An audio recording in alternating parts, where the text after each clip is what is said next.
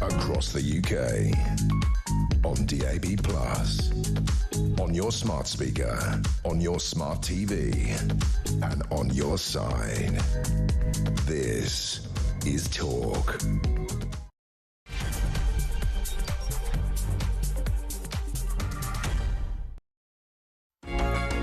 Hello there, and a very good evening to you. It is Petrie here with you until 1 o'clock, and as ever, there is the phone in at midnight. And what I wanted to talk to you about, we've got to talk about the spring statement, haven't we? We've got to talk about that, because that was the big story today, and I'm pretty sure you won't have had a chance to talk about it and to talk about how this is going to affect you, and also what you think about this sort of Labour government. I mean, look, this is not what you expect from a Labour government, is it? All these cuts to benefit. So the cuts that we talked about before were not enough. They didn't garner enough money. So she's announced more cuts, and that's just about gonna fit the bill for £5 billion. So we're taking money from the very poor and the very vulnerable, and I don't know, preventing everybody else, the very rich, for example, from getting having to pay extra tax. That's the way I see it. Anyway, so I want to talk to you about this because the health-related universal credit for new claimants, which is already due to be cut from £97 to £50 a week, now that's a massive cut, from April 26, under measures announced last week, will now not rise with inflation until after 2030. So we better hope that Rachel Reeves has a grip on our economy. Under 22s will no longer be able to claim the health-related element of universal credit. Now, it doesn't state there whether that is immediate or whether that's in 2026 or whether that is only new claimants, but it says the under 22. My understanding is that from April 26, under 22s will no longer be able to claim the health-related element to universal credit. As outlined last week, for existing claimants, health-related payments will be frozen at £97 per week until 2030, with new top-up payments included for those with the most severe conditions. So I want to hear from you. How much does this affect you? How much do you feel? I keep saying this. I keep having to remind myself of this. This is a Labour government, and this is not, I don't think, what any of us expected. Did you vote for Labour? Are you now regretting it? Do you know people who will be affected by this? Because this is just the beginning of cuts to welfare. Don't make any mistake about that. Just so that the rest of us don't have to pay any more tax. So they think this is the easiest group of people to go after. So we'll be discussing that at midnight. Do give me a call, 0344 499 1000, and you can also text me, put the word talk and then your message to 87222. Right, for the rest of the show, between 11 and 12, we have the fabulous Vincent Moss in the studio to go through the newspapers for tomorrow. I suspect many of them will be reflecting that spring statement. Caroline Faraday joins us from LA to tell us about some showbiz and entertainment news. Mal Fletcher joins us from the US as well to talk to us about AI weaponry, which he's in the UK. Oh, he's in the UK. There you go. Well, he's in the UK. So he normally isn't. But he's going to be telling us about what's going on with AI weaponry. But before that, and I mentioned this to Kevin just a moment ago if you were listening, and that is the fallout from the Signal messages. It's like a WhatsApp group shared by the US Defense Secretary. Now that continues, and it's continued all day, and I tell you, it has been fascinating watching. It's been fascinating watching the main protagonists who were on this group squirming and frankly lying to senators about whether this was classified or not classified information. Now look, I'm not cleared to top secret. I was cleared to a certain level, but let me tell you this, that if I had been in one of the war zones that I've been in and I'd given away positions of the forces that I was with, and I had to be so careful with identification if there was something about to happen. If I knew something was about to happen, I couldn't say what was about to happen, and I had to be really careful that there was no identifying features behind me if I was with those armed forces. There was just no way. You do not play with people's lives. So this is personal for me. When I look at something like this and I see the amount of detail that was given, the weapons that were going to be used, practically the target that it was going to hit, the weapons were going to hit, the timing of those things, 31 minutes before it happened. This is the sort of thing that's fine afterwards, but not before. So today, Mark Carney, the Five Eyes. Have you heard of the Five Eyes? It's such a cool name, isn't it? They were only recently outed as an intelligence group. They were set up after the Second World War. So it was Australia, New Zealand, the US, Canada and the UK, known as the Five Eyes. There's also the Nine Eyes and the 14 Eyes, but that's a bit too, we won't go down that road at the moment. They've expended it. So the Five Eyes are the number A tier, if you like, of intelligence. The B tier is the Nine Eyes, and then the C tier is the 14 Eyes. And as you can imagine, they include other countries. So that's the Five Eyes, and it's been an intelligence sharing group since the Second World War, really.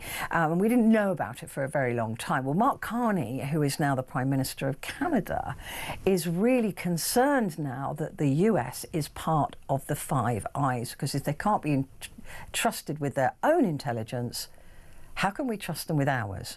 And that's a question that I'd like to put now to Professor Anthony Glees, who's a professor at the Centre for Security and Intelligence Studies at the University of Buckingham. A very good evening to you, Professor. Thank you so much for joining me. First of all, I'd like your take on this. I'm sure, like me, you've been watching the squirming and quite frankly outright lying that's been going on. Well, yeah. Good evening, Petrie. Absolutely. I mean, it has been a absolutely amazing day in the sense that so many things that we suspected might be the case have been shown to be the case, and the implications of what we've seen, both yesterday and today, I think are going to be very dramatic and very wide-ranging. You mentioned the Canadian Prime Minister, Mark Carney. Of course, we know him very well here in the United Kingdom, saying that Canada will have to think about remaining in the Five Eyes, because it's 10 eyes, really. The history of the Five Eyes is actually significant, because the first step towards this was a relationship between the United Kingdom and the United States called the Yakuza Agreement, originally forged early in 1941 when the Americans came to Bletchley Park here in the United Kingdom. The agreement was called Yakuza, with the United Kingdom first and the United States second, because what we were doing at Bletchley Park was telling them about our ability to break the German Enigma code and develop what became a computer. Indeed, they met Alan Turing in 1941. Now, that was before Japan had attacked America in 1941. So we wanted to be best buddies with the Americans. We had something that they did not have. They were keen on that. And then when Japan attacked America out of the blue, a massive intelligence failure on the part of the Americans, they understood the importance of what we in the United Kingdom could contribute towards American security, the attack from the Pacific, not from Europe as far as America was concerned. And since that time, yes, the other nations you've mentioned have joined in. Now, it's important to stress that as time has gone by, the relationship between the United States and the other Four Eyes has been asymmetric. The Americans have supplied us with far more secret intelligence than we have supplied them. And that has got to be accepted. We have become very, very reliant, both on secret intelligence gathered from human sources, so from spies, the stuff that MI6 does, but also from signals intelligence, the stuff that we do in Cheltenham and GCHQ and the Americans do at the NSA. And that's true for us. It's particularly true also for the German intelligence service, external service, which for a long time been totally reliant on the United States of America. And those relationships, the Five Eyes relationships, was built on absolute trust that we would not disclose each other's sources. Absolutely vital. Yet what we've seen is from President Trump, in his first term in office, he inadvertently told the Russian Foreign Minister Lavrov things that Lavrov realized straight away could only have come from Putin's circle. And that started a huge spy hunt and upset the CIA hugely, because Trump had given away secret material, and that damaged the CIA, damaged America. Now what we're seeing is a cavalier, amateur approach. So the first thing about the revelations of yesterday, and more so today, is that you've got people running America, right at the top of America, who frankly don't have a clue about how to conduct the most secret activities that a nation has to do, namely attack another nation. They don't have a clue. Doing it on the signal group, which is not safe when it comes to highly sophisticated interception. The second thing, though, and that's what worries Carney as well, is that what the people said to each other whilst they were throwing America's most secrets around, what they were saying to each other, particularly about Europe and about the United Kingdom in private, means that we cannot trust them when it comes to actually delivering our security. So this is a watershed moment. Nothing can be the same again. Yes, there will be people in British intelligence who will say to Mark Carney, no, you don't have to worry. But from the Canadian point of view, we know Trump has said one way or another he's going to get hold of Canada. This weekend, the American Vice President, J.D. Vance, who seems to be running America more than Trump as far as we can tell, he's off to Greenland. And where you've got a land-grabbing dictator in Europe, Putin, causing war, cozying up to a land-grabbing elected president, Donald J. Trump, America's allies must be very anxious, because they're being treated rather worse than America's enemies, particularly Russia. That's what this is about. Now, we've seen or heard at a senior level across Europe, across Britain, people going, as you said, oh, it's fine, don't worry about it, it's fine, oh, it's just, But what are the unsaid things, do you think, that have been now being said, in those top secret meetings, hopefully not on a WhatsApp or a Signal group? What are they really saying, do you think? Because this kind of loathing that we're getting from this administration in the United States, coming from the very top of the United States, their attitude to it, the way they speak to us, all of those things that are going on, this relationship is, I mean, if that was a partner of mine, I'd be out the door. I don't know why we're tolerant. I know we need them, but what are the unsaid things being said, do you think? Well, you're right, Petrie, that this relationship between ourselves and the United States, between Europe and the United States, is becoming an abusive relationship. We're like the wife who doesn't dare leave the husband, who gets satisfaction out of beating her up all the time. And that is a very serious thing, and it's a very serious thing for our Prime Minister.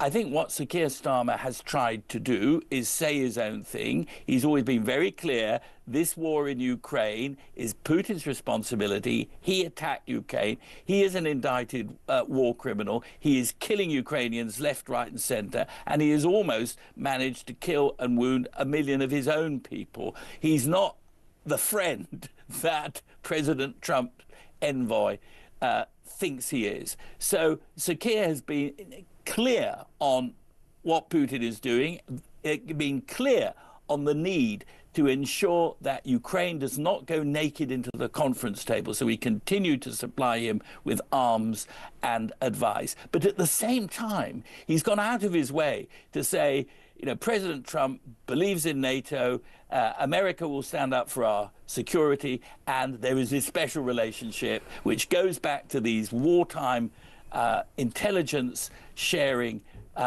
treaties that we signed with America, and that Trump will never let us down. We now know that privately, not only are Trump's acolytes saying the most appalling things about Europe and the United Kingdom, about Sir Keir Starmer himself, basically accusing him of acting like Winston Churchill, but that Trump himself was said by J.D. Vance to be very hesitant about attacking the Houthis at this point in time because it ran contrary to the message that Trump was delivering on Europe. Now, what does that mean? What that means is Trump felt that attacking the Houthis would keep the Suez Canal open, that would help Europe, that would help the United Kingdom, and he didn't want to do it too soon. He wanted to hurt us more before agreeing to do it. Now, with friends like that, you don't need enemies. This is an abusive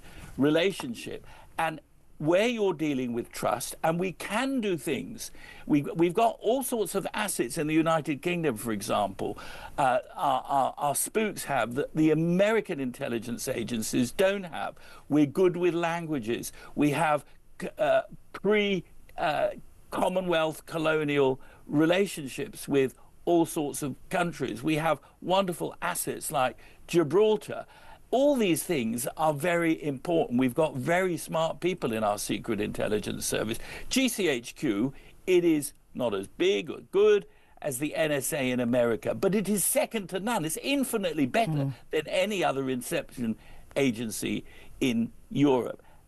Can our Prime Minister continue to sell to the British people the idea that America is our bestest friend and most reliable ally when Trump seems to be going out of his way to provoke NATO allies and cozy up to Putin? I mean, we saw from what Steve Witkoff said to Tucker Carlson, Putin was playing Witkoff and playing Trump like a violin. And with a portrait, and Putin said, yes, Trump was a very good friend. When he heard he'd been shot, Putin went to his personal priest in his own chapel, and he went to pray for his friend. Many of us wondered whether they were the same prayers that he said for Prigozhin before blowing him out of the sky. So this is a watershed moment. And yes, the spooks inside, internally, Lord Mandelson, all these people will be saying, yeah, for God's sake, you know, pretend he never said it, ignore him. He doesn't mean what he says. You know, we have to take him seriously, but not literally. What we know from these secret messages is actually we should take him seriously, but we also need to take him literally. He is not a friend of our way of seeing American security, which was done. It was set up to please the Americans. You know, the Americans were a world power because we let America lead our security, and that is now changing. Whether we can how do we cut them out of it, though? I mean, you know, I'm guessing that all of the eyes now in the intelligence group will be having conversations away from America. I can only imagine that was the first thing that they did. But you know, so much of our security goes through America, through the NSA, through the Pentagon. So much of what we know, because as you said, we've relied on them for that. We still need America. So how do we protect ourselves, protect our intelligence, and not have this sort of, you know, gaffe happening again? Well, I think the first thing to, I say realise, but perhaps suspect is the right word, that in his heart of hearts, Sir Keir Starmer knows these things and he is playing for time.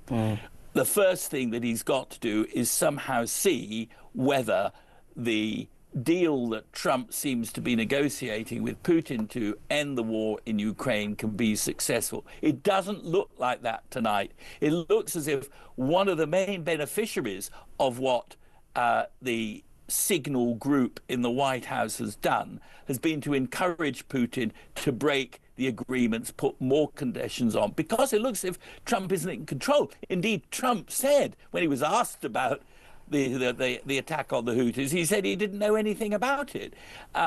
So it is dangerous in that regard. But in playing for time, there is a time limit to do that. Now, I continue to believe that a lot of intelligence work is about relationships between professionals. You know, MI6, GCHQ, they exchange people with their sister agencies in the United States. People get friendly. They go drinking together. They eat out together and stuff like that. These are very deep things, and they will kind of carry on.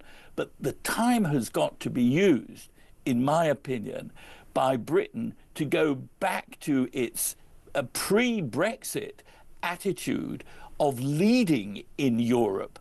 And yes, you know, Brexit's happened, but we are far better, far stronger, particularly in intelligence activity, than any other European service. There are good services. The Germans are good, but they're totally ad hoc to the Americans. The French are independent, but they move in their own rather mysterious way. Spanish, good.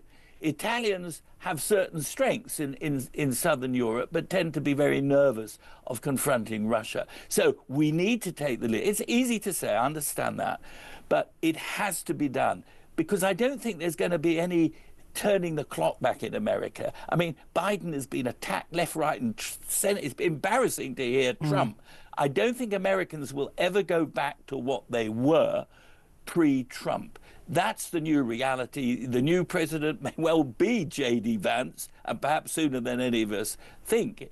And that means this is a time for planning, for rethinking. The Russians aren't 10 feet tall, and the Americans may be 8 feet tall, but they're also not 10 feet tall. And we have things that they don't have. We have an understanding. And if America...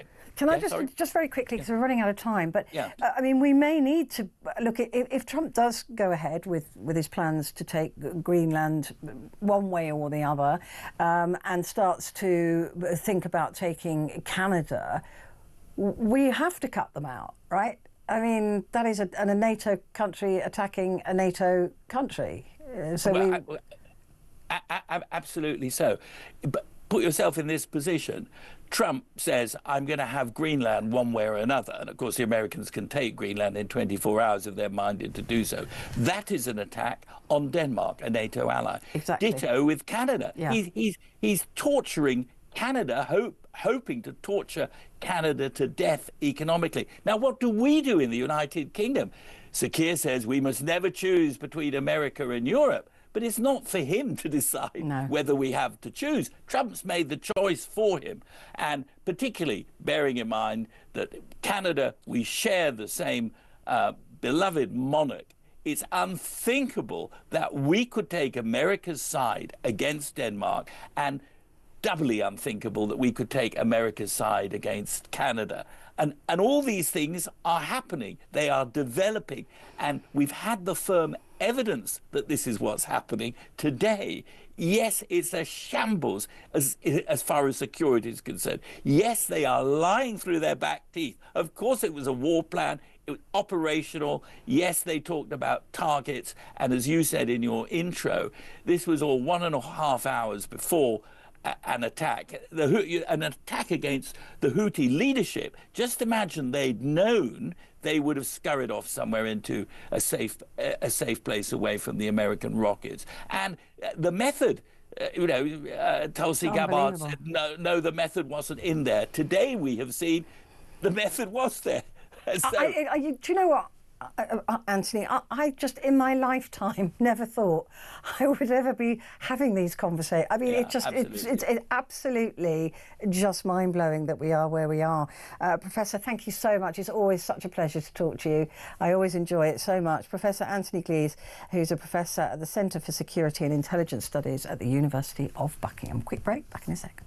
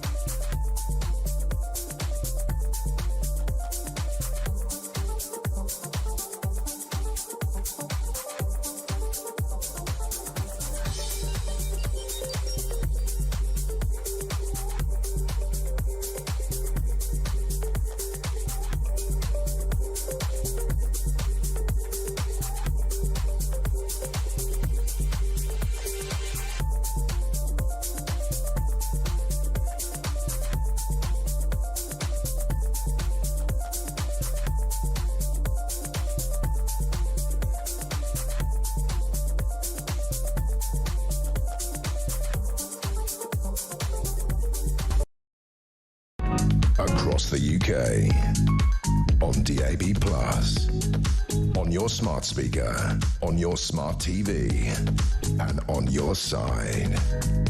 This is Talk.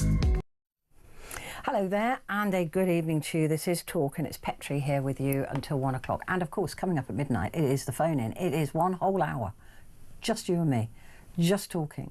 And you probably haven't had the chance to do that much today, and I want to hear what you've got to say about this latest spring statement budget, by any other description.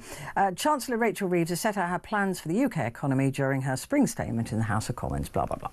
We know that she's attacking, I mean, I suppose the attacking benefits, sorry. The thing is, they've sort of set out their path, didn't they? The first week they came to power, this Labour government, when they stole money from old people, right? When they took away winter fuel allowance. I think they set their stall. I think they told us who they are. And very good friends of mine always say to me, people always show you who they are. It's up to you to figure that out, because they did. The first thing they did was take away winter fuel. So is anybody surprised that they're now taking money away from other vulnerable people, instead of tackling the wealth disparity in this country?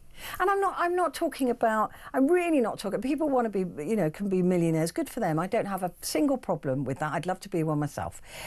But there are companies in this country who are not paying their fair share of tax. But it's easier to go after the vulnerable. And I thought better of a Labour government. I really did. I genuinely hoped, more than thought, perhaps, that this government might tackle that disparity, might tackle that wealth gap, might look at companies who come here and literally take the mick, right? They do everything they can not to pay any tax. It is absolutely disgusting, and they get away with it. So but they're leaving them to still get away with it, and then they go after the vulnerable. So I think what I want to know from you is, are you surprised that this government is so cruel, actually? Or do you think it's not cruel? Do you think, no, come on a minute, we've got too many people languishing on benefits, it's not, and I agree, there are, but is this the right way to go about it? Is this what we want from any government, let alone a so-called Labour government, who I don't think I've heard a left-leaning word come out of their mouths, frankly. But there you go. Give me a call. I'd love to hear from you at midnight. 0344 499 1000.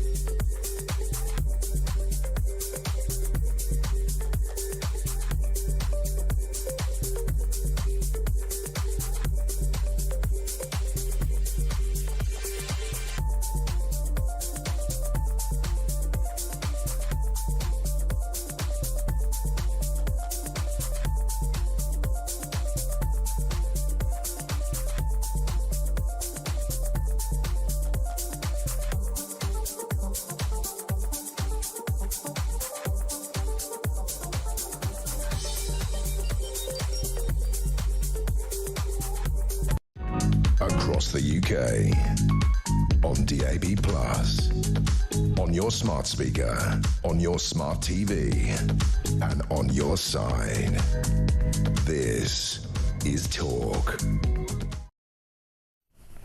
Hello there, a very good evening to you. It is Petrie here with you until 1 o'clock. o'clock. And coming up in the next half an hour, we've got Caroline Faraday, who's our award-winning entertainment journalist based in LA. But first, I'm delighted to say Mal Fletcher, a futurist, joins me now to talk all things AI and warfare.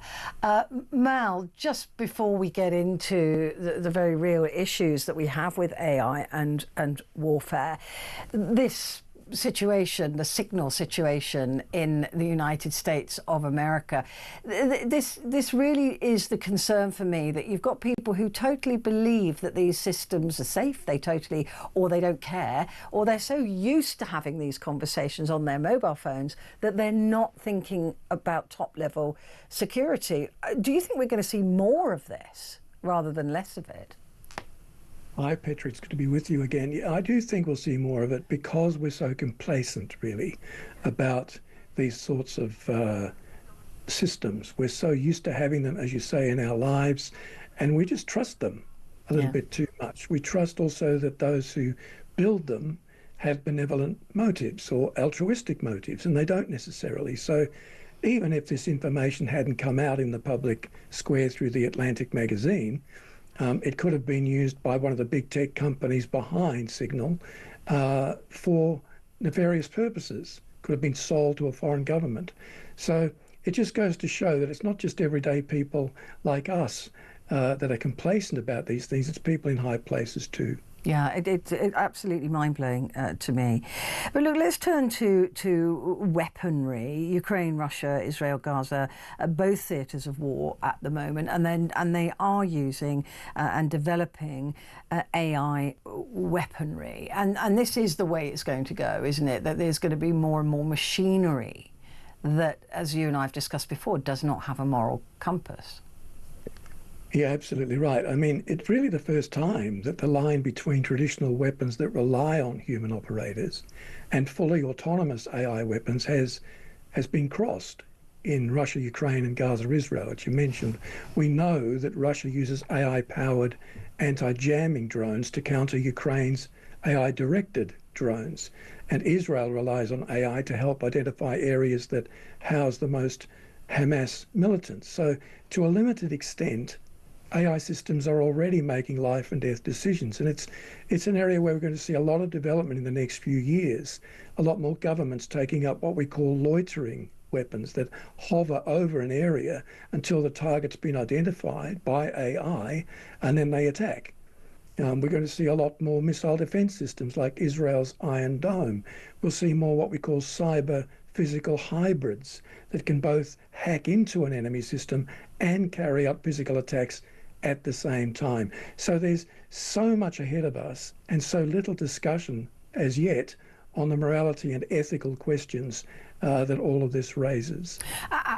To what degree will human beings be behind these weapons? Well, I mean, human beings don't need to be involved in the actual decision-making once the thing is deployed in some cases. Wow. Fully autonomous weapons, by definition, don't need our input, but we have to train them. And that raises questions of things like bias. There's great questions at the moment about the targeting of certain populations when we know that AI does carry bias, the bias of its training. There's a report recently that suggested that AI-based targeting systems have at least a 10% error rate, which can lead to the bombing of residential buildings, schools, and hospitals. So, and of course, 10% error. Wow. 10%. Yes, 10%. That's frightening, isn't it? It's horrifying that and to some degree, that appears to be acceptable. That they go, well, 10%, that's okay, at least 90% of the time we're right. I mean, how is that even acceptable? Well, I don't think it is. And I think the other question is, what does AI autonomy do to our sense of human values? AI distances the operator from the human impact of their actions. So AI might make us more efficient on the battlefield, but not necessarily more humane. It reduces warfare to a kind of mathematical exercise. And out of all of that, we might end up with a Cold War style standoff, but with tools that are much more difficult to control, tools that we don't really always understand anyway. And that's especially true as AI becomes available to rogue states or non-state actors like Hamas or the Houthis that we hear so much about.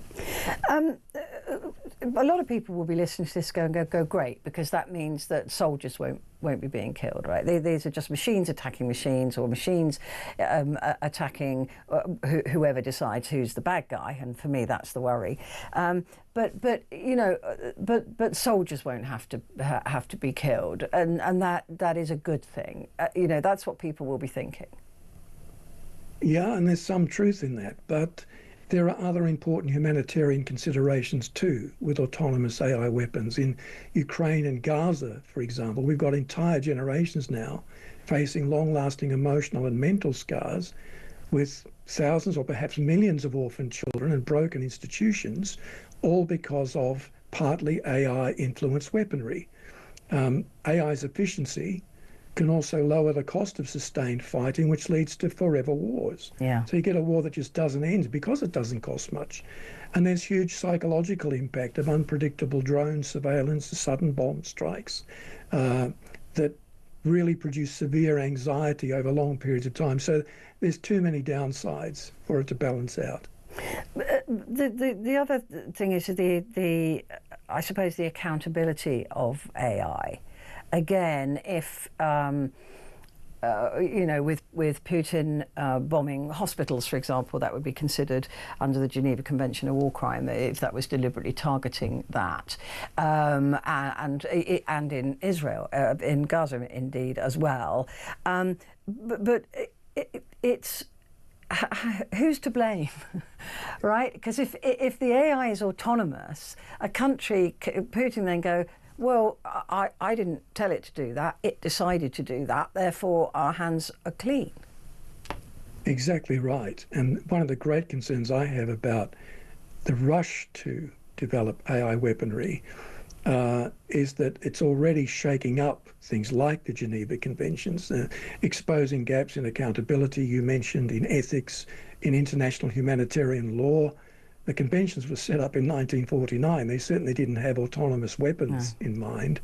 But taking Russia as an example, it's committed numerous war crimes in its bombing campaigns, many of them very likely to involve AI targeting and jamming defensive attack drones, rather. And there have been reports of drones dropping grenades on civilians. So as AI scales up with things like that, we're going to see even more violations of the Geneva Convention, and it'll get harder to build peace treaties because of the very issues you've touched on, accountability. And when there's no clear responsibility, there can be no accountability, which makes it harder to dispense justice for war crimes after the war.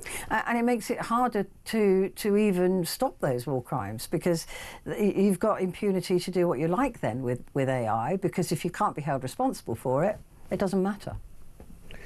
That's true. And I think in the AI age, things like peace treaties, which are in the news a lot at the moment, need to be accompanied by much broader international treaties limiting the development of certain AI systems, similar to the sort of treaties we have now for chemical weapons.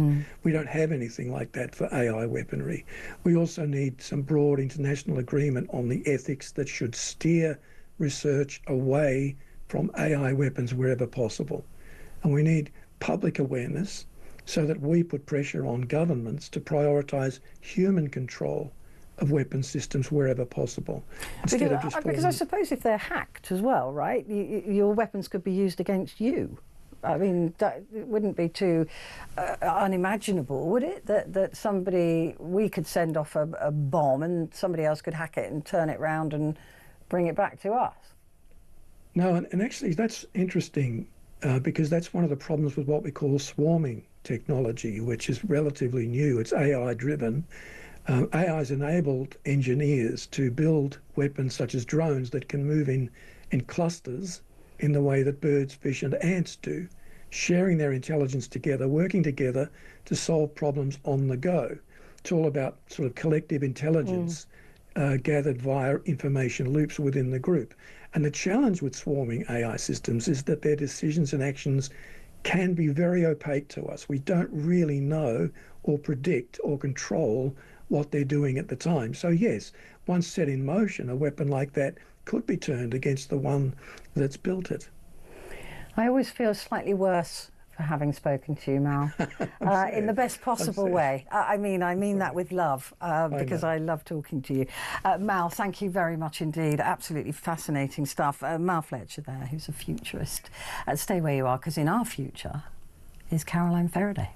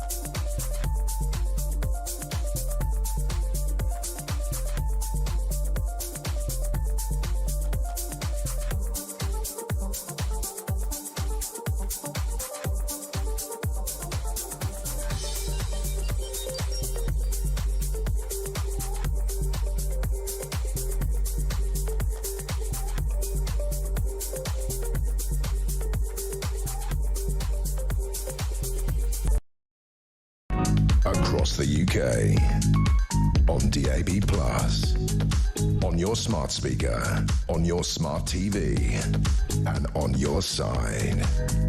This is Talk. Hello there. Just before we move on, we've got a fantastic competition for you. How would you like to win some Oasis tickets? Yeah, for Wembley. Mike Graham is here with all the details.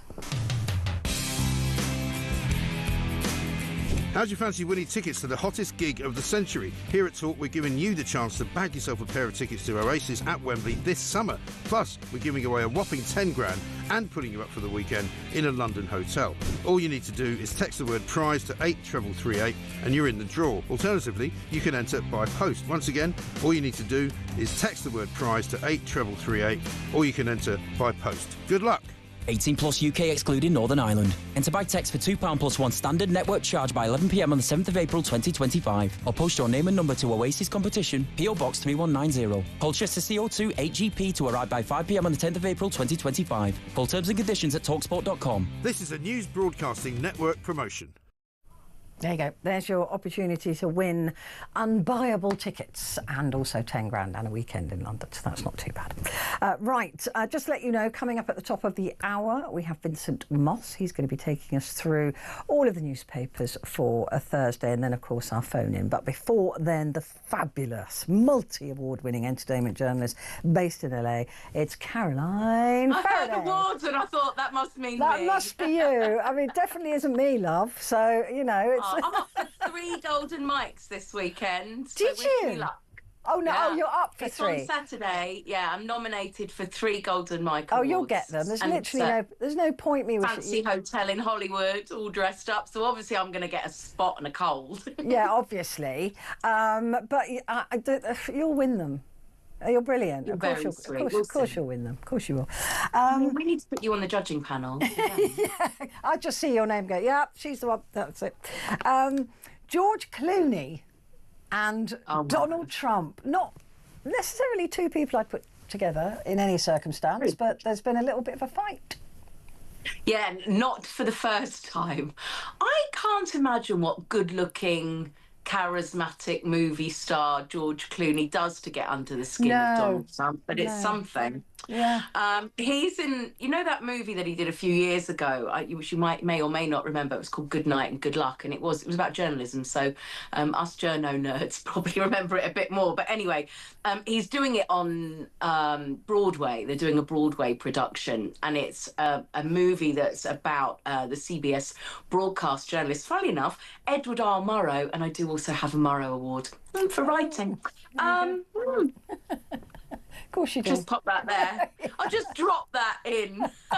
I'd forgotten that, actually, until we started to do the story. Anyway, who confronts US Senator Joseph McCarthy's pursuit of alleged communists.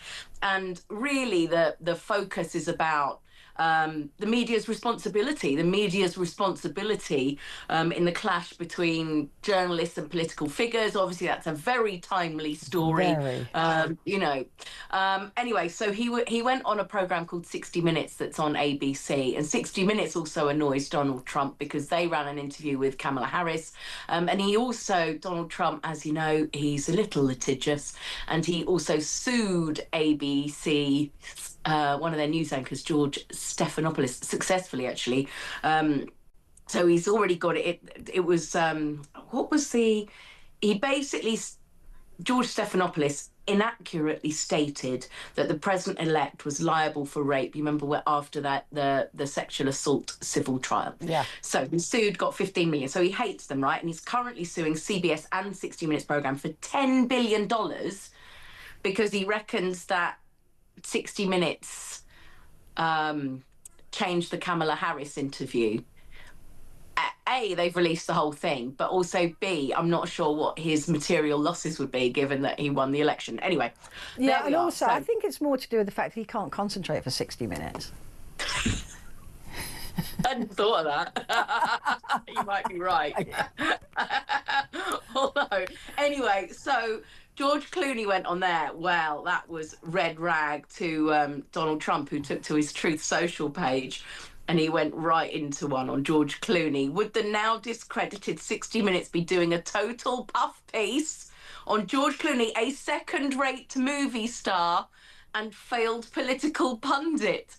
I'm not being funny, but like George Clooney or don't like George Clooney, what is the President of the United States doing sitting on social media tweeting about movie stars he does and doesn't like? It's pathetic. It's like when it was all going on. Was founded on. It's not what the founding fathers imagined. But it's when all that stuff all bad stuff is going on, and he's moaning about a portrait that was. I mean, it's just like he's a child. Stop it. Yeah, it's George Clooney. Anyway, yeah. So he went right into one, calling sort of at Clooney. He's gone into him before because, of course, Clooney. Which is sort of a bit weird. He got involved with Joe Biden and he wrote this big op-ed. Do you remember? And saying that he really needed to pull out. So you would think that Trump would have been quite in praise of that because that's what their party was saying as well. But anyway, called him a fake. At that time, he called him a fake movie actor, George Clooney, who never came close to making a great movie, is getting into the act. This from the star, I believe, of Home Alone 2. Who played himself. And I think he just walked down a corridor, didn't he? I mean, there wasn't really very much in it. I mean, honestly, I just don't have the words for what's going on over there at the moment. I really can't. It must be that your mind must be in pieces as a journalist being there. And just to that point, and off the list that you've given me, but it is important. Are you concerned about the freedom to report and to say what you want to say? Does that worry you to the point that I think it should? Yes, it does. I mean, I've seen what's happening here for some time. It worries me. And in the first Trump administration, I'll tell you this, that certainly anecdotally, journalists who were here, I'm an American citizen, but journalists who were here on, say, journalist visas, they had those visas taken away. So like foreign journalists were getting removed the first time around. And certainly that is something that I think they're much more organised about this time around. And it's not just what the discrediting of the media that's coming from the state. It's it's the danger it then puts journalists in doing their job, right? It's so if you create like, oh, you're all liars and you're all terrible people. Listen, I'm just a mum doing the job I've been doing since I came out of college. I like my job. I try and do it with a good heart and present things, fairly, right? And I think that is really, there's not some giant conspiracy of journalists. It's just not, we're not on a big signal group or conspiring, right? It's not happening. I don't have their numbers. So, yeah, I think it does, I personally know of journalist friends who've had guns pulled on them in more dangerous, I'm very lucky. My beat is very safe and lame. And, here I am in this nice, as Dave Bull likes to tell me, my liberal bubble of Southern California. And I put my welfare and my safety well above, and being a single mum, right? You don't you stop taking all the risks. Yeah, true. Don't you? Yeah. So, but yes, I am very conscious of how quickly this crackdown is coming. I'm very conscious of people coming in and out of the country, and kind of being stopped and having their phones looked at when they're coming in and out, and not having that freedom. Public radio, NPR Public Radio, which is who I work for over here, there's a small amount of their funding is federal funding that's being pulled, and I'm pretty sure that the next thing they'll do is go after the licenses. And this kind of speed and breadth of what is happening in a really short space of time here. The country is unrecognisable, and it's March, and he came in office in January. And yes, so as a journalist doing my job, look, I love my job. I love telling people's stories. I love meeting people in all political spectrums, right across the board. I love hearing what people have got to say. And I like the art of putting that, of the storytelling, right? But you need to do that in a way where you don't feel scared for your safety and your welfare, and that you have the freedom to do that story without fear of, having your house raided or, or worse. But at what point? I mean, there's Tad Sturmer is a lecturer at Johns Hopkins who talks about resistance and rebellion. He was online today saying that two of his close friends who are history experts have left the country because these history professors are scared. They can see what's coming, and they just gone, I'm getting out now. And Tad was practically in tears about it. At what point do you make the decision that it isn't safe for you?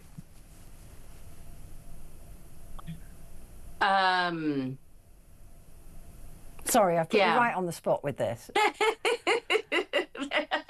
There's the answer I tell you off the air and the answer I tell you on the air. All right, no, that's fair enough. No, that's fair enough. I really don't want to put you on the spot. Tomorrow, if it didn't mean having to go to court to get my daughter out. Right. There you go. There's the answer. And you are one of the most sensible people that I know. You're not reactionary. You're very like me, actually, in our journalism. We're very fair. We're very balanced. All of those things. And I can only imagine how I would be seeing what I'm seeing when he's trying to say that CNN and MS, whatever it's called, are illegal. Caroline Levitt in the White House banning reporters who don't agree, and all sorts of things like that. It's terrifying. Have we lost her? Oh God, I hope she's all right. I hope I haven't got her into trouble. She's there. Okay, we've only got. Okay, brilliant. I just hoping you're okay. But when you see all of these things, that was creepy, wasn't it? It was a little bit. But when you see all these things, and then you've got Russia in the room when Zelensky is being belittled by the president. I look at it from a journalistic point of view and think, how are these things happening? Yeah, years ago I got offered a job on as an anchor on the Russian channel Russia Today, and I wrestled with it. It was about 3 times the salary I was on working for the BBC, and I just wasn't able to do that with a clear conscience at the end of the day. And if you can't tell stories free of, you know, fear, you know, of being jailed for just telling someone's story, if you can't you know, if you can't share stories or build empathy that way, then yeah, I mean, gosh, I go, as you know, I go on David's show, and even just then, you know, you get an awful amount of venom just for saying, hey, I think we need to be careful of a few things around here. You won't get it on my show. I wouldn't. First of all, I wouldn't allow it, and they don't tend to be like that. Caroline, listen, you look after yourself. Anything we can do here, let us know, and we love you. And thank you very much. Sorry, I went completely off topic there, but I just thought, well, we had a journalist in the room. It was a really important conversation to have, and I completely sideswiped her, so I apologise. Right, coming up, Vincent Moss will be here to go through Thursday's newspapers. I wonder what's on them.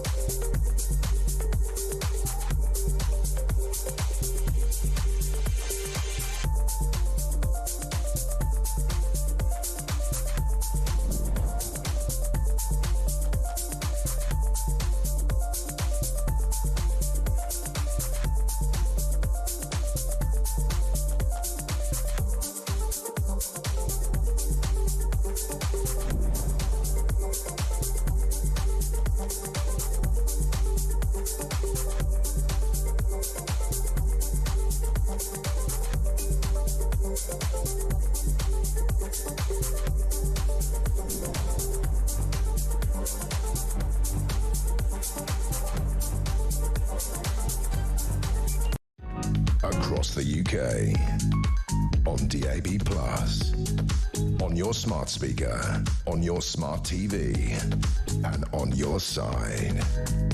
This is Talk.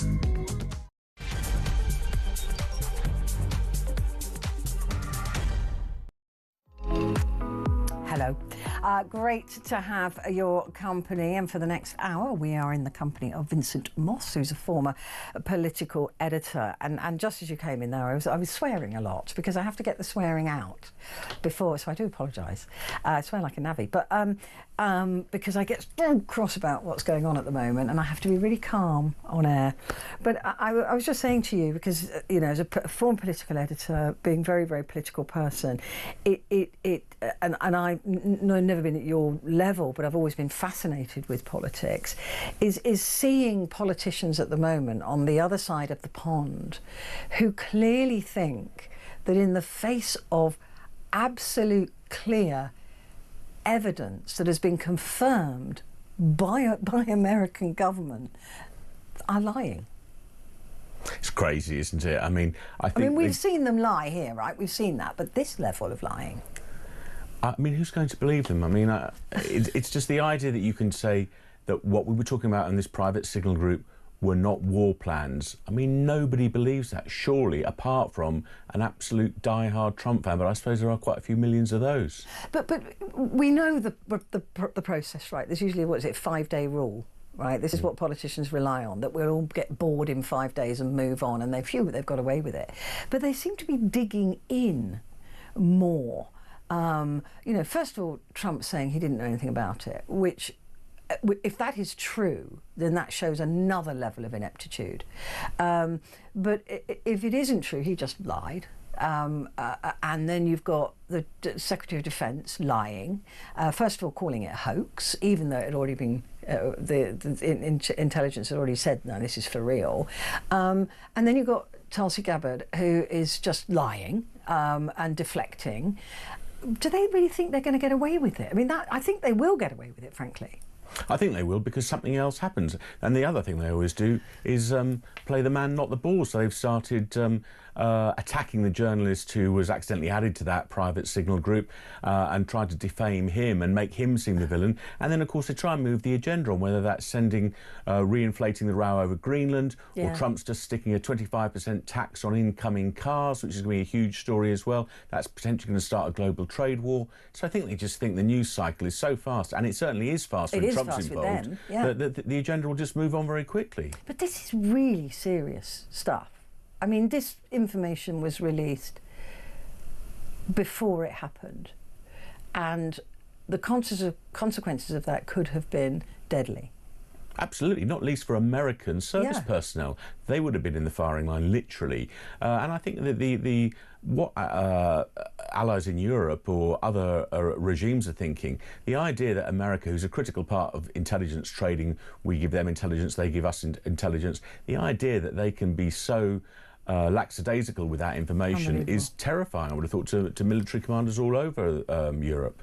Right, well, before we look at the New York Times and see some of the reflections of the stories there, I've got this clip I want to play you. It's just over 2 minutes, but this shows what they're doing with American news, right? This is MSNBC, and this is what's happening on American news. So the Americans are seeing this, but I just thought it was fascinating, because we always hear everything from our prism. We always know what we think of what they're saying, but I wanted you to hear or see what it is they're actually saying about this security breach. Here we go. The Secretary of Defense, Pete Hegseth's text in this group chat that Jeffrey was a part of. And as Joe said, if you could, when I read each item, let us know if you believe that would be classified or not. First, 11:44 a.m. Eastern that time. Weather is favorable. Just confirmed with CENTCOM we are a go for mission launch. Classified. Okay, next, 12:15 Eastern, F-18s launch, declaring this first strike package. Obviously classified. If the bad guys knew, that would be harmful to the mission. Okay, keep going. 13:45, trigger-based F-18 first strike window starts. Target terrorist is at his known location, so should be on time, all caps. Also, strike drones launch MQ-9s. Anybody who didn't realize or wouldn't put classified, if this was a test, you'd get a failing grade and you would not be admitted into, the intelligence community or the military. We'll do just a couple more. 14:15, strike drones on target. This is all caps. This is when the first bombs will definitely drop. Good Lord. Pending earlier trigger-based targets. Good Lord. The old Russian KGB would give their arm and a leg to try to get that information real time. And then at 15:36, F-18 second strike starts. Also, first sea-based Tomahawks launched. Again, let's go to the consequences. There's got to be consequences. Pete Hegseth either didn't realize he was on signal, which is not a classified channel. And, I know some of the folks, Witkoff, I guess, was in Russia.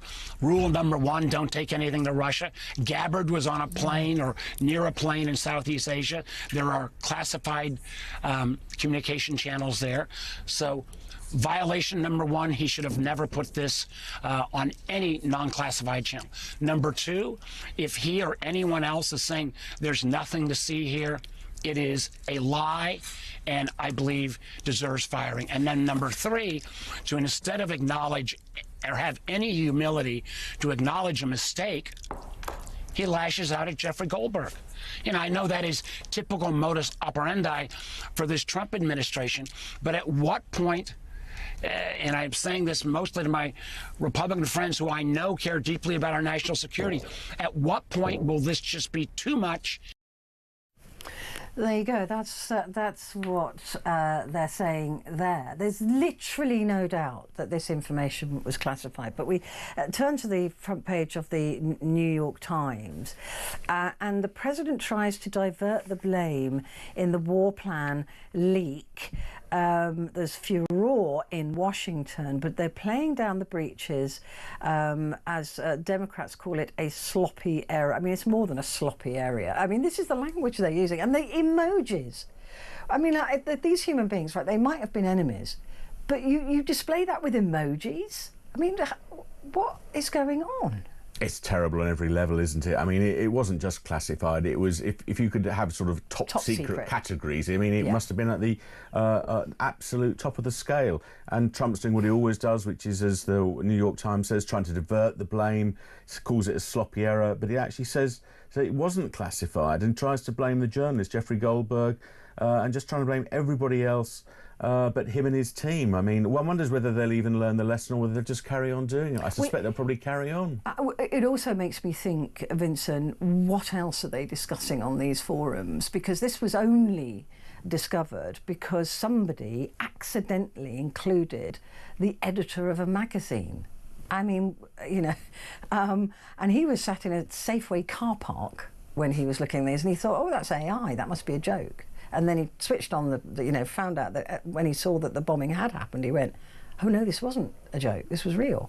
So, I mean, the incompetence levels, not just putting it on, as he was just saying, not just putting it on this forum, but also including a journalist in that. I mean, it just levels upon levels upon levels of incompetence. Absolutely. And dangerous incompetence. And not only that, but it showed what they really thought about Europe, and a lot of people are supposed to be their allies, saying that it was pathetic and it was they hated the idea of bailing, as they saw it, bailing Europe out over something, because most of the attacks in the Red Sea are more likely to be on European shipping than American shipping. It is. That's the other story on the front of the New York Times, is Trump's team bears disdain towards Europe. So now we know how they talk about us in private, right? That's not a one-off. Now we know how they talk about us in private. And I was talking to Professor Anthony Glees earlier on, and I said if this was a relationship I was in, I'd have been walking out the door by now. And he actually did say this is a toxic, abusive relationship now that we're in with America, and the rest of the world is in with America, apart from Putin.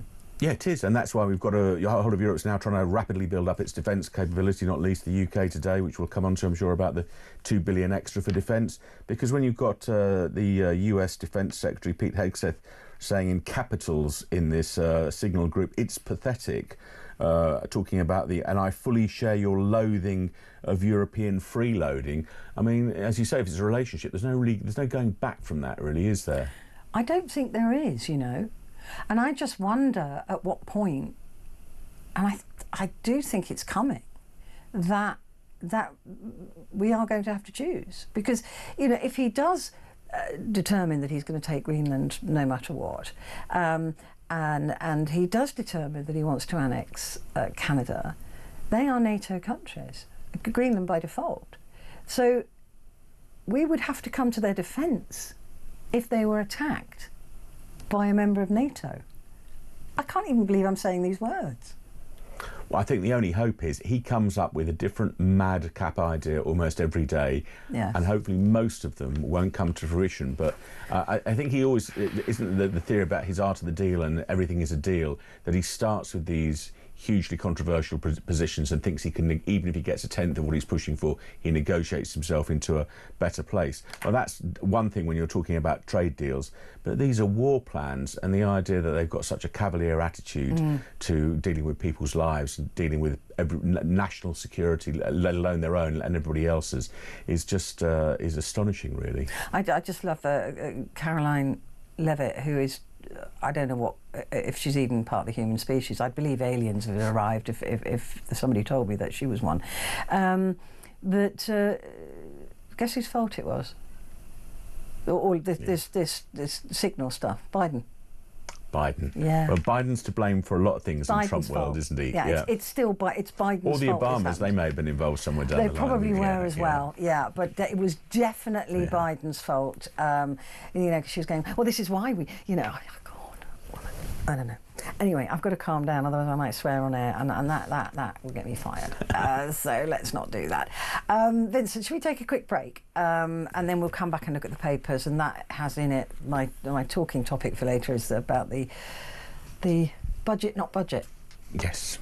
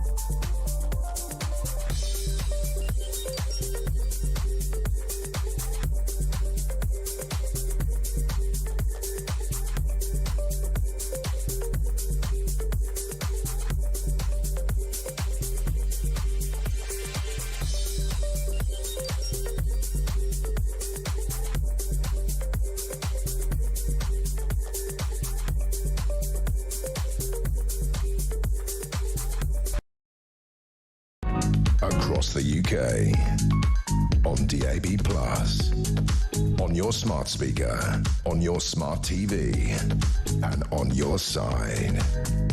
This is Talk.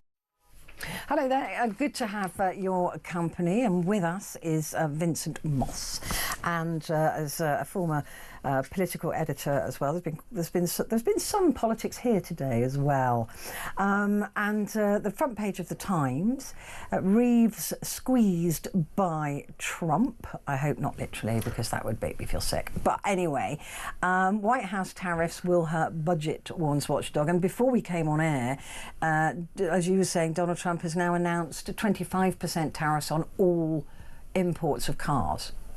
Yeah, which is really worrying. And the front page of the Times is, before that was announced, was referring to that that if the tariffs were imposed on the UK, that could wipe 0.6% of GDP growth by 2026, and if the UK retaliated, that could increase to 1% of GDP. So it's really problematic for the government, because even if we only get a glancing blow on these trade wars, it's going to be very, very bad for our economy, which we saw in Rachel Reeves' announcement has already halved the growth prospects from 2% to 1%. So it's already pretty anemic growth levels, and that's just going to get worse with Trump and the prospect of trade wars, which now look as though they're almost certainly going to happen. Almost certainly. And again, I ask the question, or I point out that the Starmer's not necessary sucking up to Donald Trump hasn't had any impact at all.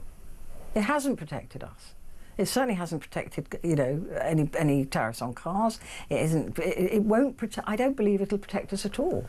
It looks unlikely. I mean, we'll have to see the deal. I mean, certainly the language from the Chancellor today was optimistic about potentially trying to agree a deal with the states, but we'll just have to see what happens. Yeah. Because if there is a trade war, then that's just going to make a very, very difficult economic situation for the UK 10 times worse. But it's like sucking up to an abuser and asking them not to hit you as hard as they were going to. It's not healthy. No, but they have a lot of the cards and they're a huge economy, and I got all the cards. Exactly. You haven't got any of the cards. Yeah. Yeah. Well, there you go.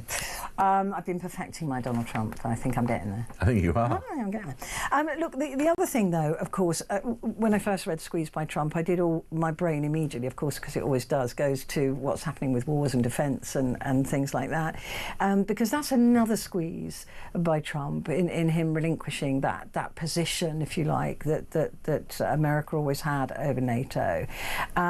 and now we're having to arm ourselves, and I don't disagree with that. I think we've had our hand in their pocket for far too long, and we've been reliant on them for far too long, which is unhealthy.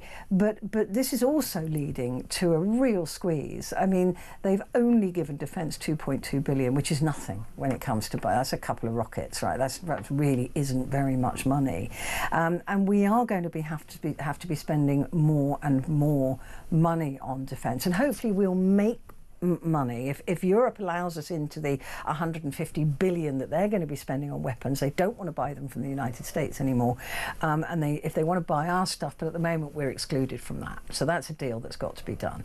But this is leading to this government to be mean again, going for the easy money, if you like, taking it off benefits.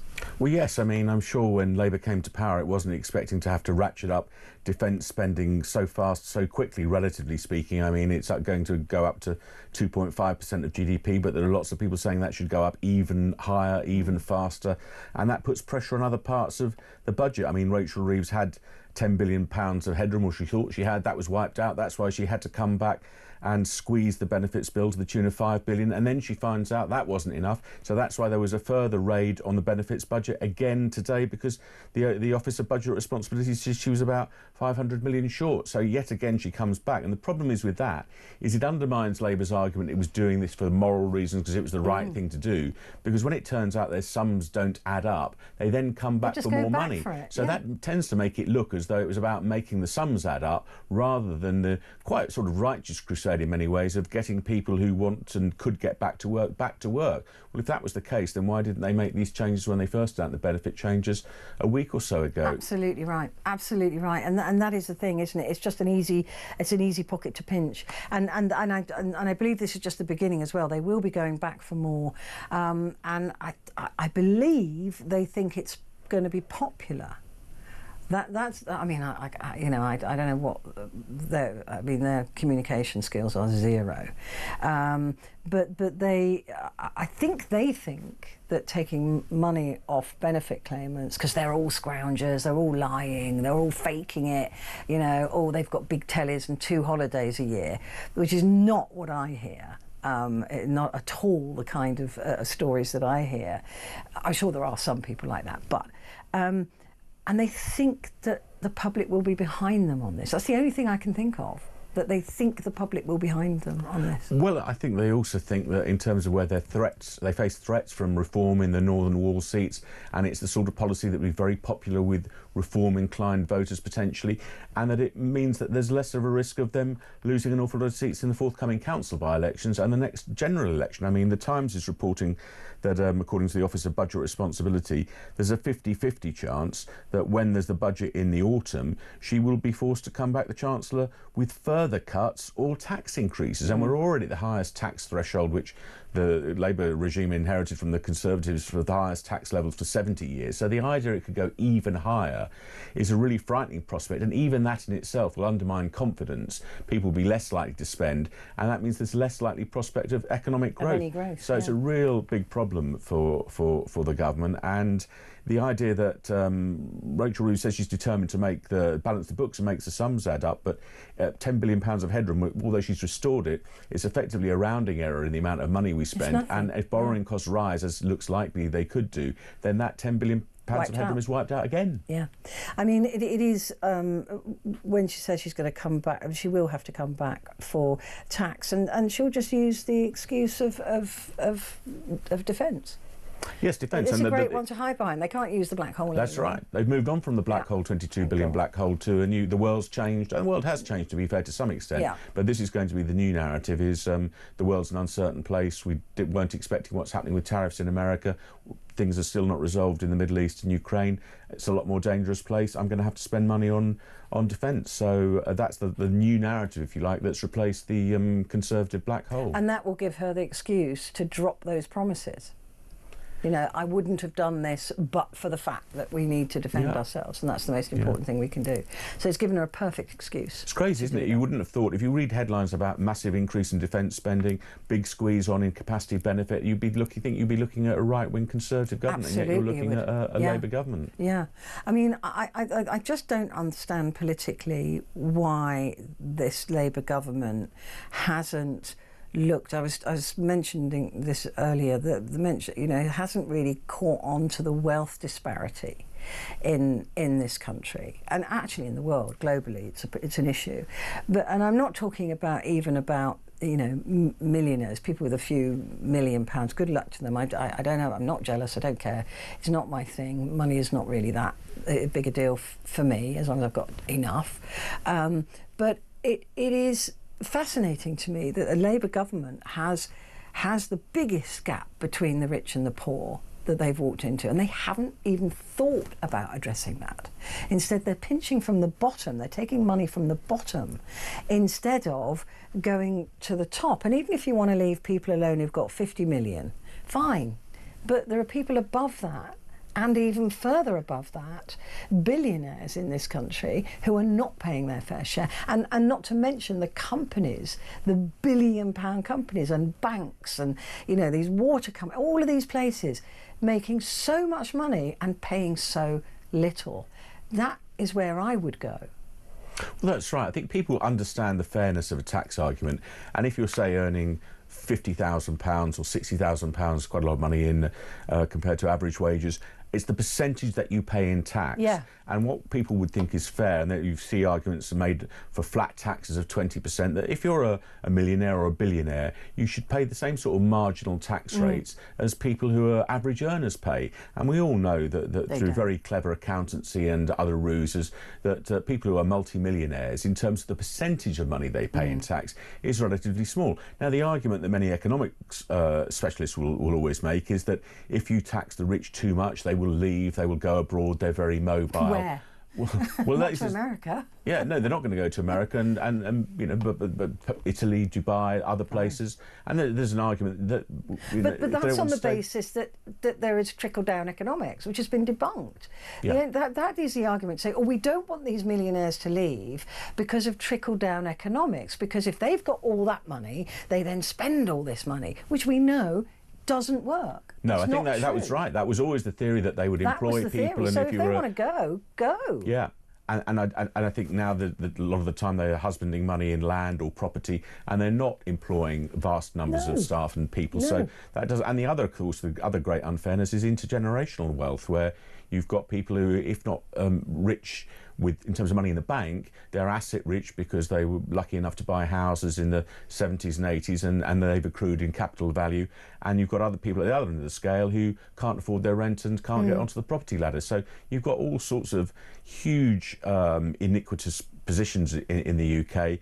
And Labour's so busy trying to sort of firefight, if you like, and balance the books on a day-to-day basis that they can't really tackle that. They're penny pinching. It looks like they're sort of checking down the back of the sofa almost. Do you know what I mean? It doesn't feel like they've got any real idea about getting a big amount of money in from people who frankly wouldn't even notice it gone. No, their best hope that seemed to be centred on saying that this big house building, 1.5 million houses they promised to build, that will help buoy up the economy. But in many ways they're only going to if it's social housing.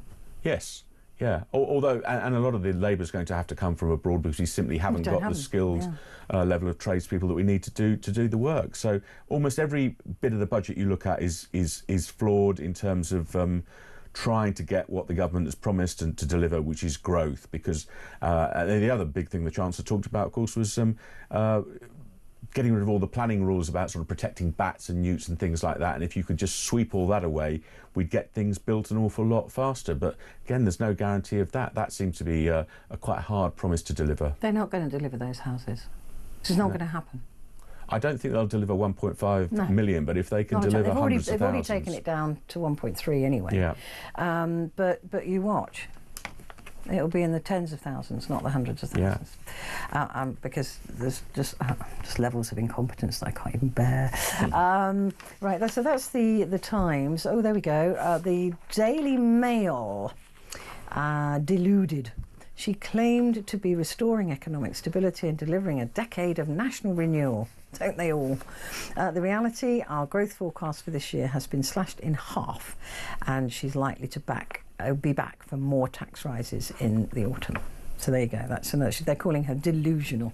Do you think she'll? I mean, I can't see her losing her job because she's very close with Keir Starmer. But a lot of people are calling for her to leave, to go. Yes, there's an awful lot of journalistic speculation about that. But I always think with these things, you've got to ask yourself, would it be seen as a bigger crisis for the government if she stayed or if she remained? And it would be a huge crisis to lose the Chancellor now or anytime soon. The markets would probably collapse to some extent. Lots of people would lose confidence. I don't think there's any danger of the Chancellor going anywhere. Yeah, the anytime markets soon. didn't really react very, very strongly to today's. No, they're pretty flat, really. They were pretty flat, which is good, really, for the Chancellor. But they're saying it's a humiliating day for the Chancellor. She was forced to deliver a 14 billion package of emergency spending cuts. I mean, this is austerity, isn't it? Yeah, well, certainly everybody feels an awful lot poor. And they're about, of course, a huge welter of bills about to come in. Council tax bills are all about to rise. I know. Parking charges, My council water tax bills. has gone up, yeah, and water going up 60%. I think it depends where you live, but they're all going up at least 5 or 10%. I think council tax bills everywhere are going up 5 to 10%. So, but the government did say, and Rachel Reeves did say, that apparently people should feel, I think, £500 better off by the end of this Parliament. Well, that's not very much. £500 a year. I mean, that's what, 42 quid a month. Yeah, that exactly. People are going to feel better. Whoop-de-doo-dah. Exactly, and people know how they feel, and they will just see a welter of huge bill increases landing on their doormats just about now, and people know whether they feel better off, and I doubt many people will be convinced by the argument that they're going to be £500 better off in not even now, but in a few years' time. Yeah, I know. A year. I mean, all right, if that was a week or a month, but not a year. Let's take a quick break before we move on. Vincent and myself will be back in just a sec.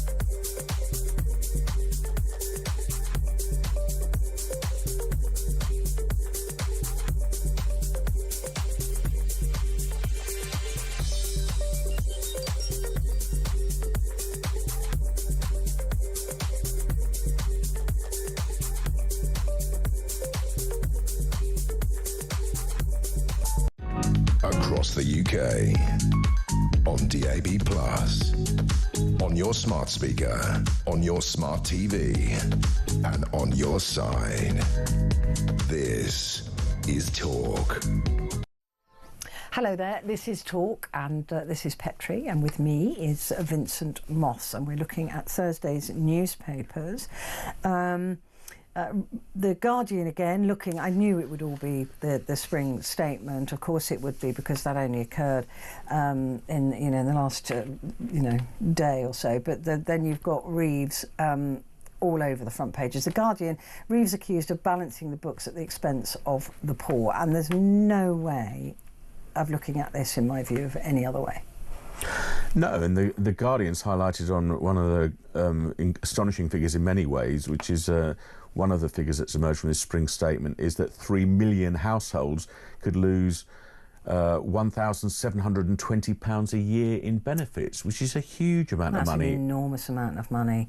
But I mean, also, aren't they supposed to do impact statements and impact inquiries into this? And I don't believe I've seen any that they've done, any government impact. They're supposed to look at what they're taking away, come up with a study that says this is the impact that it will have, and decide then whether to go on with it or not. But they didn't do that with winter fuel allowance. They haven't done it with this. They've just gone, right, who can we take money from, and done it. I think because it's happened so quickly. I mean, there's one suggestion in The Guardian that one of the sort of outcomes will be 250,000 people will be pushed into relative poverty, and 50,000 of those will be children. And that's because as a result of the cuts to the personal independent payments, the PIPs, and incapacity benefit. But the defence that Rachel Reeves has mounted and the government have mounted is, this is, if you like, the negative side of the book, and those figures are based on the fact that nobody would then get a job, and they're spending £1 billion trying to get people into work. So the full picture hasn't emerged yet, and all that's emerged at the moment is the downside of the cuts, and there will be some upside. But of course, they're not going to get all of those 250,000 people who are getting pushed into poverty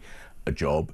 So there will be some upside to this, but at the moment the figures are incredibly bleak. The idea that a Labour government is potentially putting an additional 250,000 people into relative poverty, I mean, is pretty incredible, really. I mean, the numbers, like you said, 3 million households losing nearly £2,000 a year in benefits. It is quite something to behold, and you know, she looks very pleased with herself about it, and that is something that's really annoying me. Well, I think there was criticism, and the original budget statement was so gloomy and downbeat, and her demeanour was so gloomy and downbeat, that there's probably an attempt to counter that. But the figures don't exactly. Right? The figures don't back it up, do they? They really don't.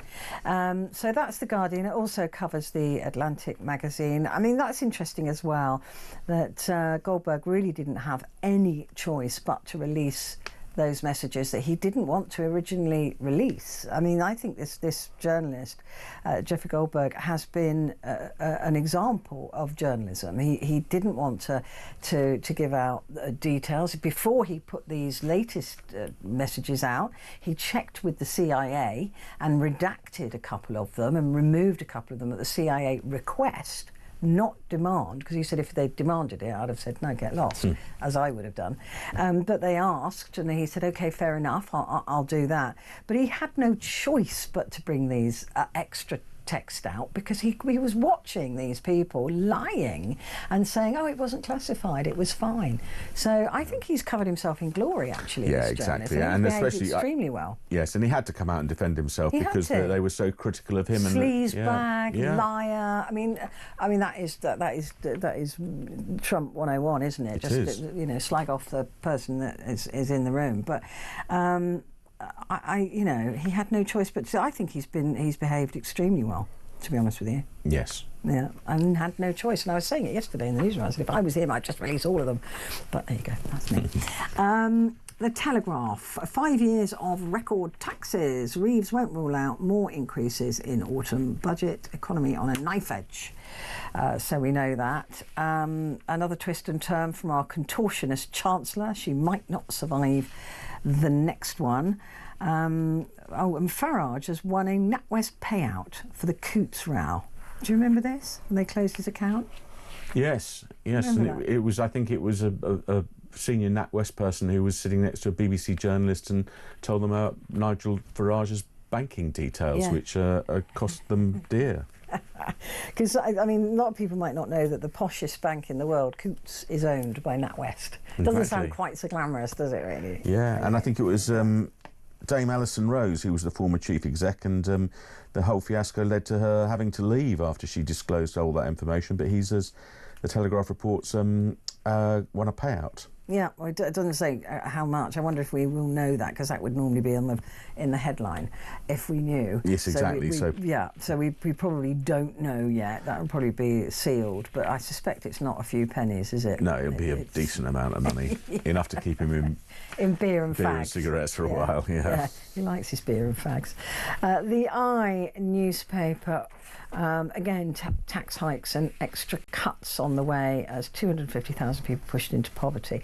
But actually, the story I do want to talk to you about, because I find it really interesting, pig's liver transplanted into human for the first time. It's right at the top on the... yes. Yeah. And that's all it is. It's just that little yellow flag at the top of near the eye there, if you're watching. But what I find really interesting is that the pig is more identical to human beings than almost any other creature. If a pig stands up, right, on its hind legs, every organ on a pig's body is in exactly the same place as a human body. Wow. They are amazing. And they've been using pig adrenaline and things like that for diabetes, I think is what it's used for. Anyway, they're cellularly the most similar, more similar than that's why we won't use monkeys. Pig liver is very good, and they're already used, by the way, to filter. If you're in hospital and you need your liver filtering, they will use a pig's liver attached to pipes and everything to filter your liver. But this is the first time they've thought about using it as a transplanted organ. It's incredible, isn't it? Although, how would you feel, though, if you were going to choose an animal that you're getting an organ from? Wouldn't you feel a bit odd about getting a pig's liver? Wouldn't you want something you would feel a bit more of an emotional connection with, dog. like a dog? Well, not a dog, because we love dogs. But a horse or a... I don't know. I mean, look, they use arteries and things like that from pigs. They're already, because they are just so incredibly similar to human beings. I mean, I know this because I wrote a cookery book with my sister, so we did a lot of facts and figures and things like that. But the pigs are absolutely amazing. They are also the only creature that we use every single part of. The hairs on a pig are used for paintbrushes. We use every single part of a pig. There is not one part that gets thrown away. So they're very sustainable. They're sustainable. Yeah. I mean, I think they're really cute. And pigs can't look up. Ah. The only pig that can look up is Piglet. They can't move their necks up, so they can't look up. I didn't realise that. Yeah. So, but that is fascinating, and I did wonder when they would do that, because, like I said, they've been using bits of pigs for a very long time, and in fact, they're used as cadavers in medical school because, like I said, their organs are in exactly the same place as a human being. Incredible. So this is my life, Vincent. I know all this useless stuff. Well, it's not useless, though, is it? Hopefully you're never in the position you might need a transplant, but it'd be good to know that you know all the details and you're in a position I've just been fascinated by the idea that the pig, which looks fairly similar to some people I know, but doesn't look really like us, is just on that level the most acceptable transplant. There'll be pigs' hearts. I'm telling you, this will. If they can do this, they will revolutionise the transplant. Well, science is moving so fast, and presumably at some point you'll have artificial intelligence potentially creating the organs and maybe who knows, even implanting them and doing the surgery. Can you imagine that if you could transplant a heart or something from a pig into a human being, even if it was only a temporary measure? I mean, the lives that could save. You wouldn't have these waiting lists. You wouldn't have the transplant waiting list. You could take kidneys. You could take, and now they've started with the liver, which I know they've already been using to a degree. I mean, it's incredible. Just incredible. It really is quite fascinating. Anyway, that's the story for me. That was the story. That was the story on the front of the eye that I thought. The Mirror, balancing the books on the backs of the poor. Very similar headline there to The Guardian. Spring statement row. What you would expect from the Mirror? Yeah, very much so. They're highlighting the fact that a lot of the money that Rachel Reeves has needed to find has come from people on health-related benefits. And it, by the way, it has increased. We've started to see calls from a couple of Labour backbenchers saying, let's look at the idea of a wealth tax. Not a very popular idea in many circles because it's been tried in other countries, doesn't seem to have worked very well. But I suspect we'll hear more of that. It depends how it's applied, doesn't it? It really does depend. I think it's hard to apply because they've got such good accountants, so they're very good at avoiding these things. Yeah, well, you see, this would be solved if they didn't make our tax system, which is unnecessarily complicated, as complicated as it is. It doesn't need to be that complicated. But these are the big thoughts, the big grown-up thoughts, and I don't know whether our politicians are capable of grown-up thought, any thoughts, let alone grown-up thoughts. So that's the Mirror. The FT, of course. Here we go. Brussels expect tariffs of around 20%. He hasn't even come back to Brussels yet and told the EU what tariffs they're going to have, but they're sort of figuring it out. So that's one story on the Times. And threat of a full-blown global trade war puts 9.9 billion of headroom in jeopardy for the Chancellor. So there you go. That's all it's going to take, isn't it? It's so fragile. That's the problem. She's restored the 9.9 billion of headroom that she originally had, but it's a tiny amount. It sounds a huge amount of money, and it is, of course, but it's a tiny amount in terms of the overall budget. So it doesn't take much. Trade wars and increased costs of borrowing, and yes, it could mean that the Chancellor's coming back in her autumn budget for even more money in addition to the cuts she's already made. I don't know what else she can do, because you talk about 9.9 billion and we forget just how much money a billion is, but when you look at the welfare bill, it's 237 billion. Yeah. So it's also the amount of people that I think one of the problems that the government was trying to address is, I think the figure is that on some of the health related benefits you've got 1,000 people a day going on to them, and it's almost not so much extraordinary. Yeah, it's trying to stop the flow of new people going on to it, particularly young people, and that's why one of the controversial things was cutting health related benefits to the sort of under 22. Yeah, exactly. Yeah, they won't get it at all. No. I mean, that seems a bit random as well. Again, it goes to the intergenerational fairness thing. Why would you, if you've got a mental health condition or something like that, why would you not be entitled to a health-related benefit just because you're under 22? Age. Yeah, it just doesn't make any sense. It's just not logical. The Sun newspaper for Thursday. Here we go. Prince of Wales. Prince of Wales is to appear in Clarkson's Farm, the television show. Have you ever watched that? I've been told I should watch that because it's lovely, but I've never watched it. I've not seen it. I'm not a huge Jeremy Clarkson fan, so I've not seen it, but it does good numbers and it is very popular. And the person he's pictured with there, Prince of Wales, is Caleb Cooper, who understands a very popular figure, and apparently the pair shared some banter at a mental health event in Somerset. Some bants. Jolly bants. Lads yeah, bants. No, this is what my sister did say. I would like it, and said that Caleb's really funny. But I don't know. There's too much politics to watch at the moment. Yes. It's just keeping me very, very, very busy. Let's take a break. Vincent Moss and myself will be back in just a moment.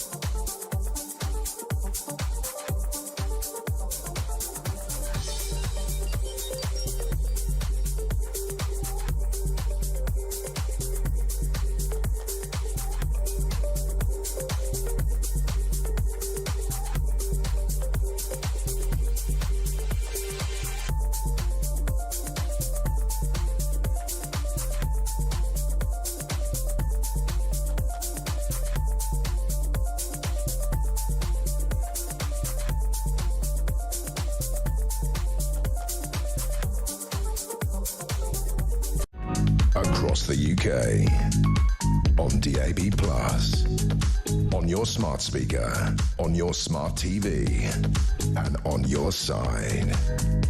This is Talk.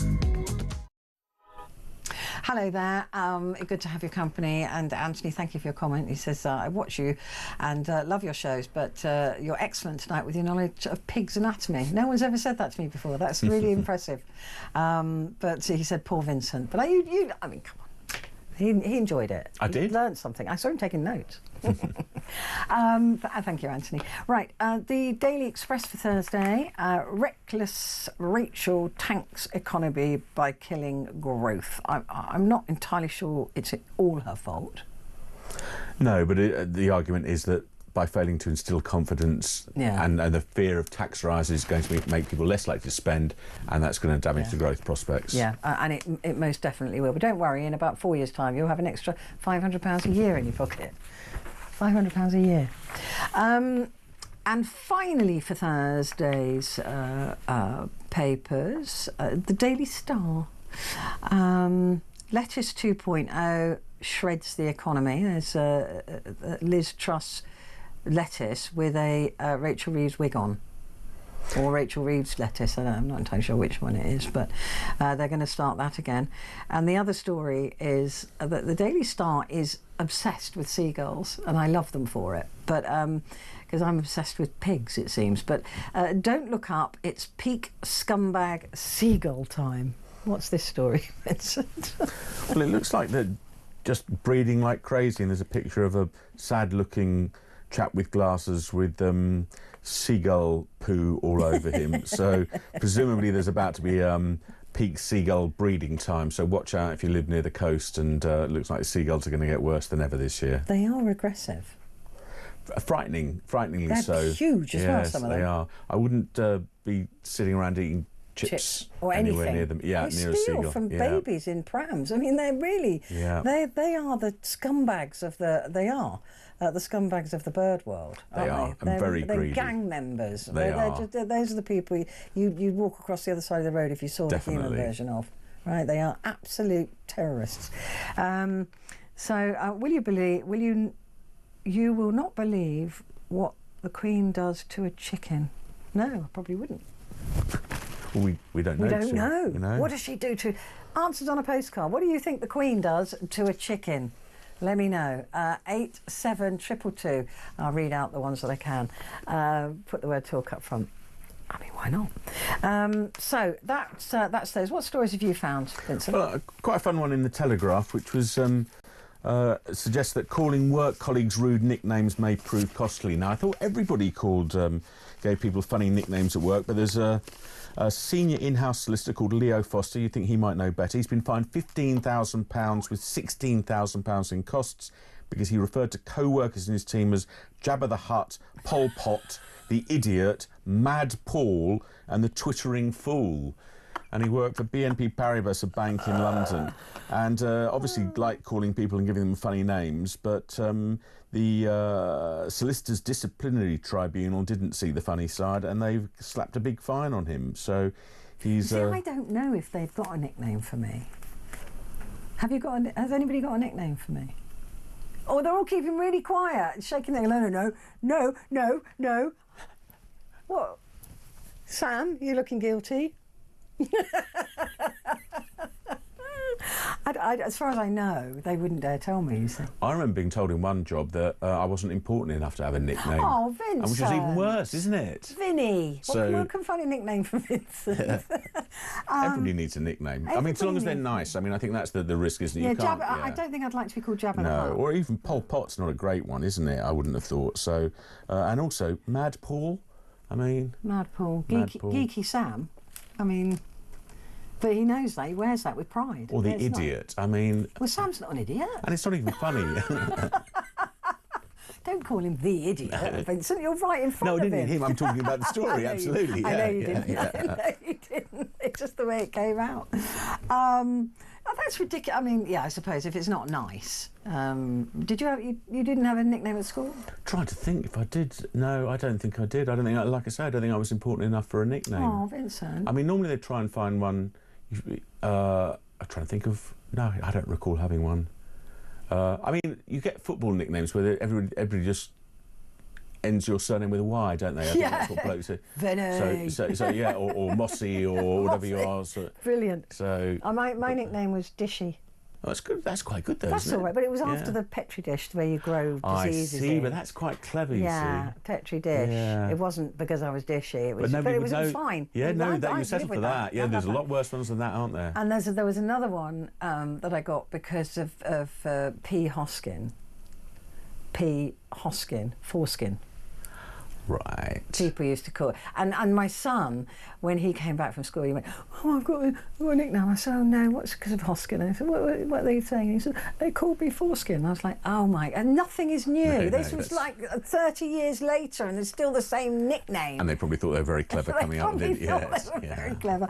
Yeah, I didn't do too badly with my main nickname being Dishy. I'll live with that. What else have you found? It's a good story in the Times about a phone box in a village being saved. This was the residents in a village in Norfolk at Sharrington, where if you don't use a phone box enough, then BT come out and disconnect it. Apparently, it's got to be there's got to be a minimum of 53 calls a year. There were fewer than 10 made at this phone box in Sharrington. So all the locals got together, queued up, and started making phone calls, and now the phone box has been saved, and it's a victory for common sense, says one of the locals who's managed to save it. But I guess it means that every year they're going to have to make sure they queue up and make enough phone calls. But who knew you had to make 53 phone calls a year? But we do need these. But what if the whole satellite system gets switched off by Mr. Musk on a whim? Well, that's the thing. But do you have a landline at home anymore? No. See, I don't. I don't even have a socket. Do I? Well, I think there is a socket somewhere. So if the system went down, I wouldn't be able to contact anybody. I'd be running up to this I don't know. place in Norfolk. Said you need it for your internet. Do you need it for your internet? I think you might need a socket for your internet. No. No? No, hang on a minute. I'm trying to think how my internet is plugged. Or maybe I don't know. I think you need a socket into the wall. But I haven't got a phone. It's just an electrical socket. It's just a... Oh, I think you still need the phone line, though, somewhere. Does that mean I've got a landline phone number? You probably have, somewhere. I never really thought about it. No. Well, these phone boxes, I mean... We should all get an old, cheap phone that you can plug in. Just in case. Yeah. Just Mind in you, case. I wouldn't know anybody's phone number, so... No, those days are gone. I remember when we were all growing up, we all knew everybody's phone number off by heart. And I can still remember my best friend's 71032. That's pretty good. Yeah. Mine was 71017. But yeah, she was 032. Used to phone her every night, obviously after school. Yeah. Because, 8 hours at school was never long enough. No, exactly. But yeah, I still remember it. But I wouldn't be able to tell you my son's phone number, which is terrible. I couldn't tell you a single person's now because they're all saved in the phone, aren't they? We've lost it. Yeah. We've lost that ability to remember. So it's a nice story that they've saved their phone box. It is good. That's nice. Good for them.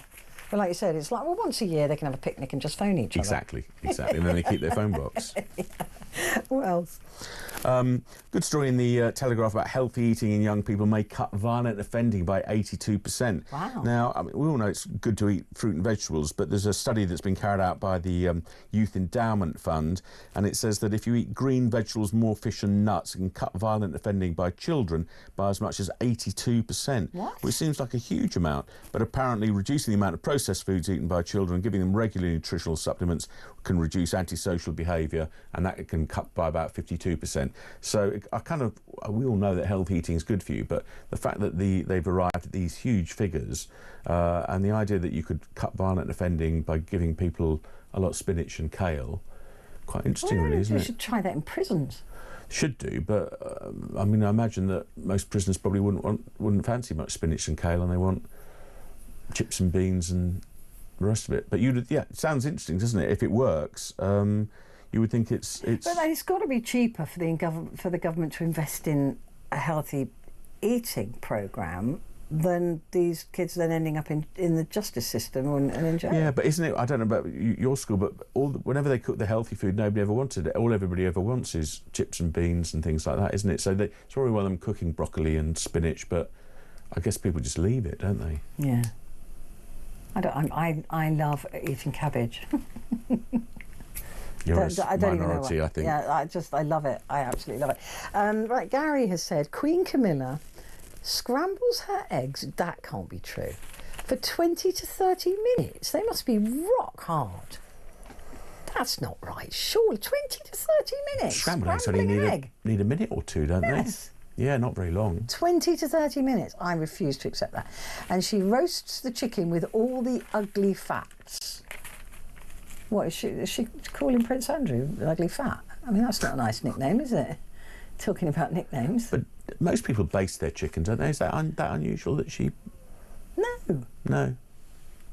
Gary, thank you. But yeah, I mean, I think that's a bit rough to to call Andrew and Fergie ugly fats, though. It's not very nice. Anyway, have you got anything else? No, I think that's about it from me, I think. That's it. Well, Tom Parker Bowles. Oh, Gary, it's true. Tom Parker Bowles told Vanity Fair magazine. Thank you, Gary. You're my source of information on this. I can't imagine how you scramble an egg for 20 or 30 minutes. No, I think that must be something else, mustn't it? You only need to put scrambled eggs in the pan for about a minute or a minute at the most, probably. That's mad. Yeah, it is too long, isn't it? I mean, maybe you burn the pan. You only boil eggs for about 5 or 6 minutes, don't you? Unless you want them hard boiled, then it's about 10 minutes. So how it gets to 30 minutes? You boil them for about 3 minutes, don't you? But if you like them soft and runny. Yeah. Yeah. I can't. That is offensive to me. Sounds very strange. Yeah, but I don't know what this roasting... Unless it's an ostrich egg or something like that. It must be a very big egg. Maybe, because they are quite posh, aren't they? Yeah. They could get ostrich eggs. If it's a quail egg, that's going to be pushing it. It's not going to be good, is it, for that long?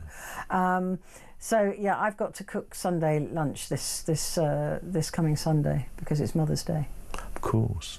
So I'm cooking. What are you going to cook? I don't know. I was thinking chicken, but I'm worried about all the ugly fats now. Well, exactly. I don't want them popping round. But I don't know.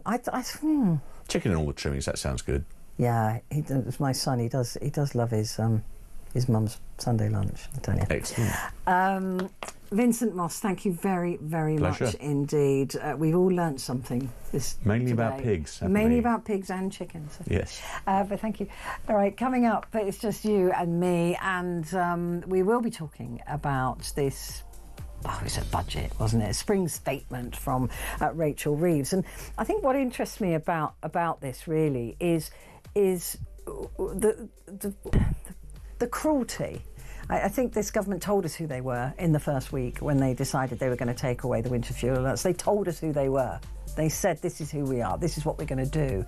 So is anybody surprised that they've actually done it? And so they are taking more money from the poor and the vulnerable, and I don't know what they're going to do with it, but it's certainly leaving them. 3 million people are going to be worse off from this news. So do give me a call, 0344 499 1000.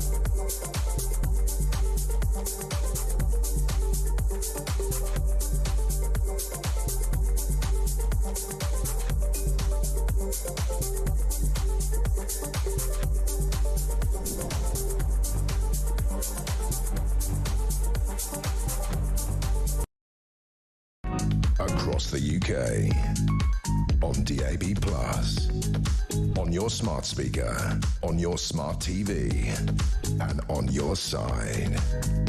This is Talk.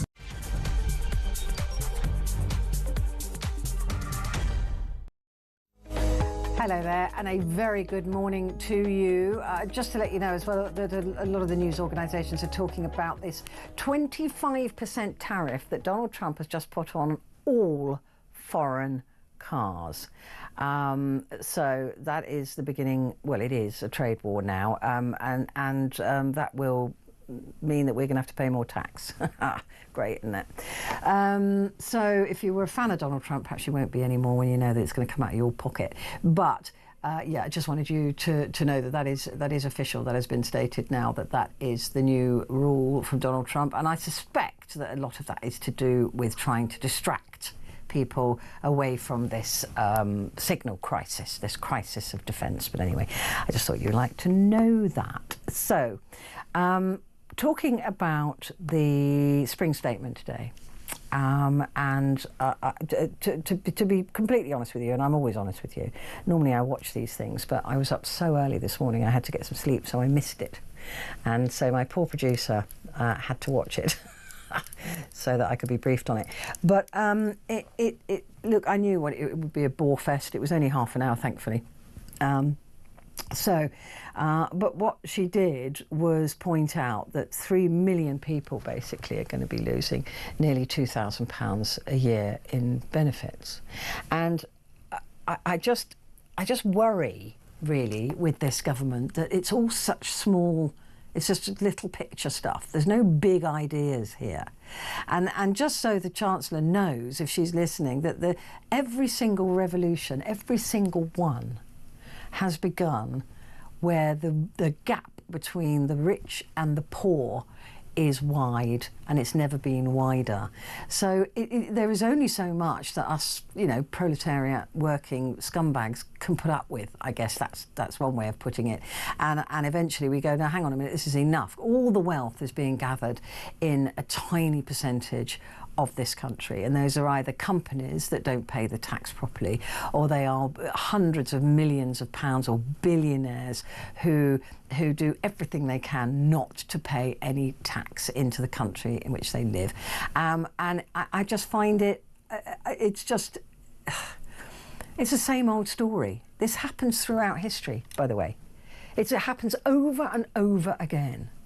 The French Revolution, the guillotine, let them eat cake, which she didn't actually say, apparently.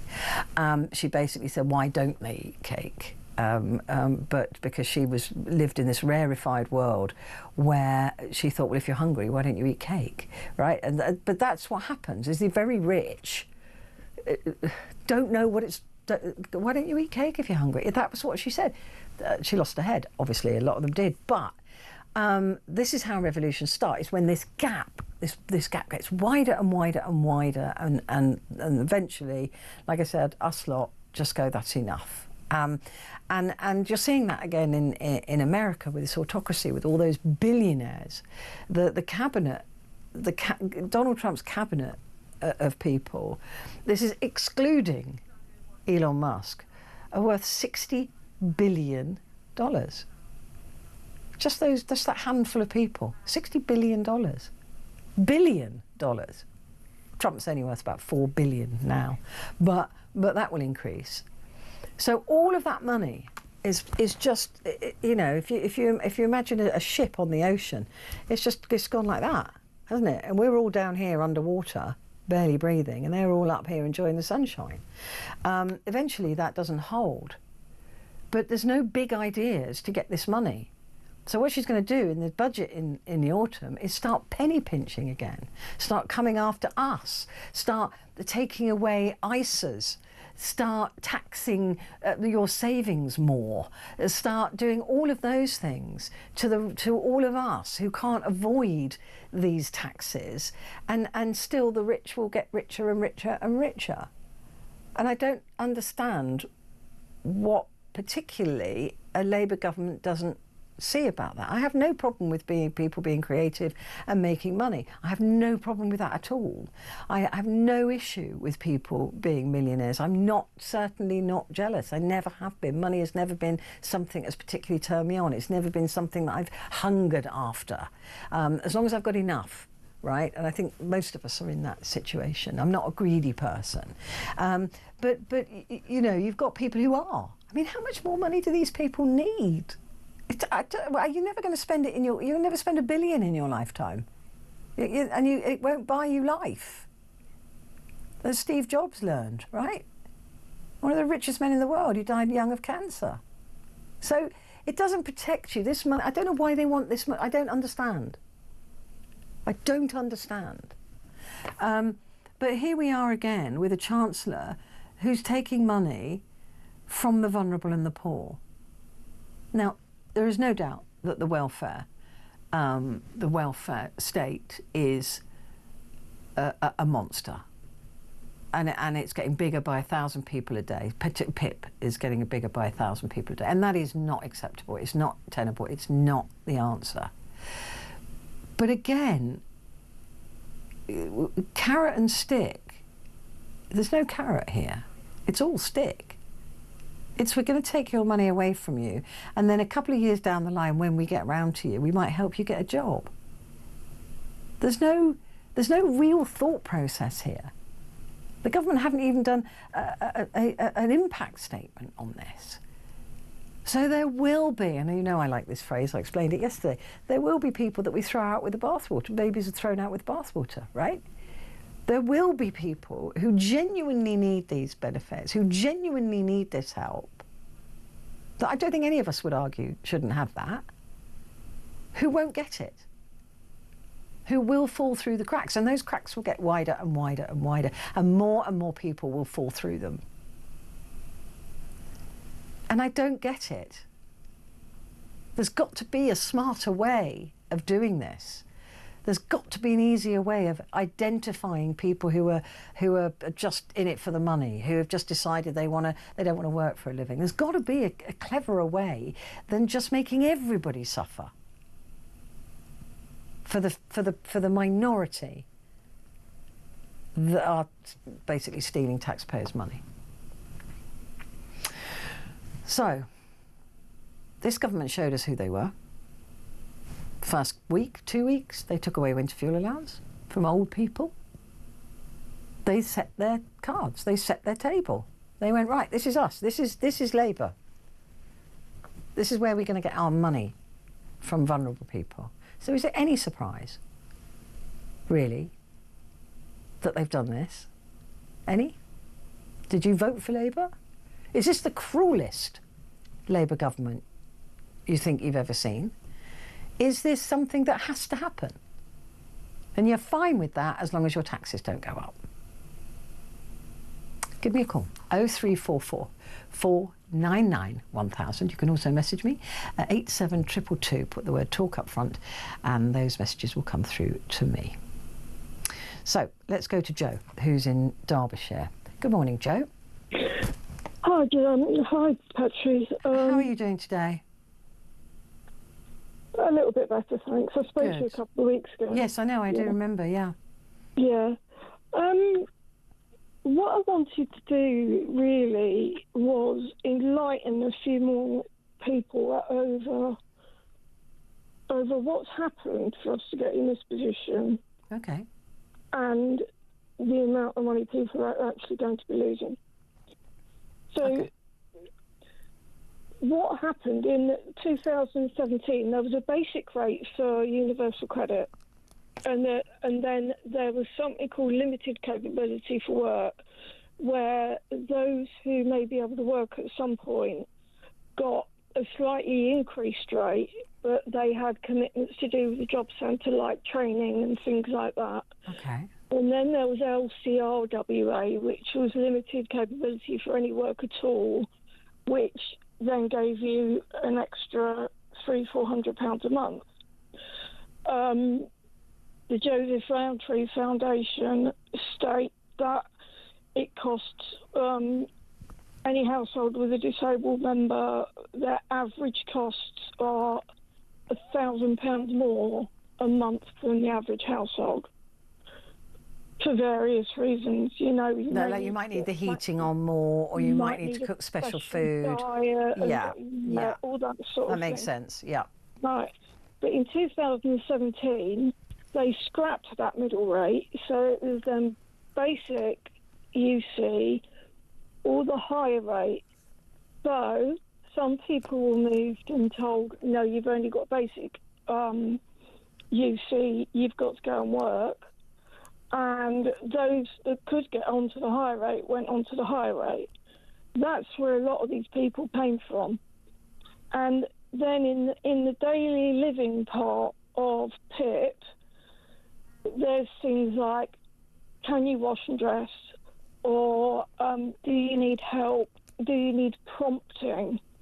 And with physical health, do you need prompting was always accepted and you would get extra points. But if it was a mental health condition, you didn't. Now, what happened was someone went to judicial review and said, well, this is discriminatory. If I need prompting because of my mental health, i.e. I'm autistic or I'm schizophrenic and I'm going to sit in my own filth all day and not wash or dress or anything if I'm not prompted to do it, I'm at just as much risk as someone with a physical condition. And that, they won the case, and what happened was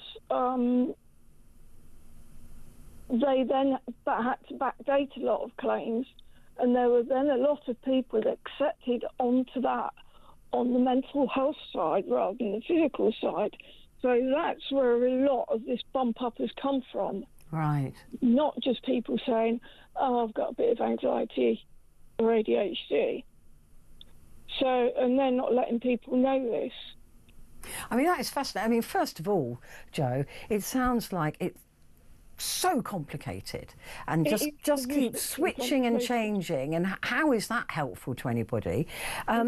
No. But also it's really tricky with the mental health thing, because you know my version of anxiety may be crippling for me, but it wouldn't be the same as somebody else's version of anxiety. I'm prone to have panic attacks, right?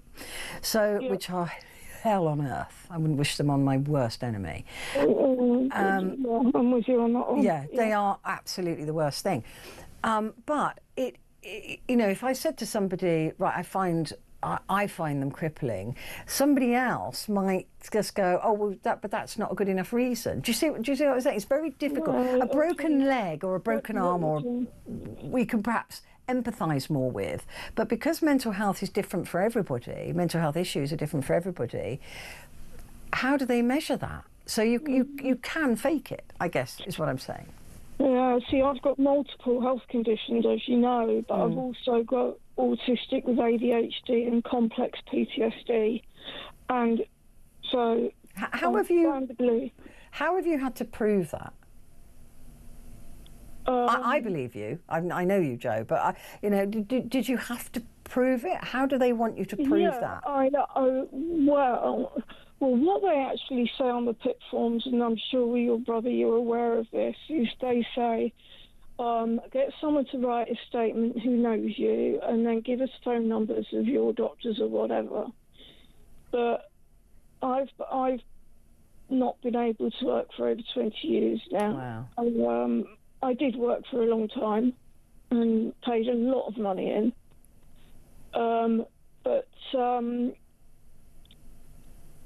I discovered that they don't actually contact people. So the best thing for anyone to do is obtain your own written reports and evidence. Never throw anything away, even if it's only an appointment letter. For example, appointment letter to see a psychiatrist. Yeah. You copy everything and you send it with it. I think my last one, I had about 3 inches of paperwork to go with my form. And in that time, in those years, I've only actually had to do an assessment once, which was during COVID over the phone. They turned me down for everything, and they lied on my forms, and I got it reinstated, but it was hell on earth during that period. But they've always taken me on my paperwork evidence because I've got the proof, and it makes life, it's so stressful. I mean, it's very, very stressful. I mean, with my it's so stressful, and I'm doing a bit better tonight. I'm glad. I was worried about you last time. So I took a lorazepam before I came on tonight. I thought I wanted to get my point across. You have brilliantly. You have brilliantly. I mean, with my brother, the thing with him was that he has spent so much time in and out of hospital. Yeah. And sort of going missing, and having to get the police to find him, and all of that. It's been quite not easy. I mean, I use that term very loosely, but because there was so much evidence of his incapacity, then it hasn't been questioned. It does make it easier. Another thing people don't realise is that if you're in hospital or respite or anything for 28 days or more, you lose your benefits. You lose your benefit. Now, they've left home now, but I have 3 children. Their father had died, and it's like, okay, well, how do I pay my bills, my rent? How do I feed them? What do you do? Yeah, because just because you're in hospital doesn't mean you haven't got rent to pay, right? And then they stop your money. I mean, again, it's just boneheaded thinking. I don't get it. But what they're going to do now is, with the universal credit, they're going to scrap the WCA, the work capability allowance, which says if you're capable of work or not.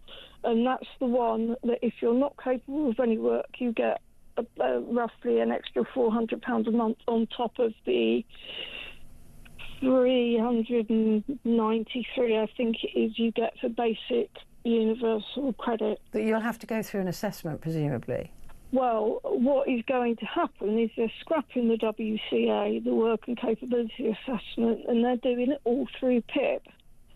So, there we go. So if you now don't qualify for PIP, you will lose what they are going to call the health element of universal credit. So the full rate for for enhanced PIP is just under £800 a month, with the full rate for enhanced mobility and enhanced daily living, right?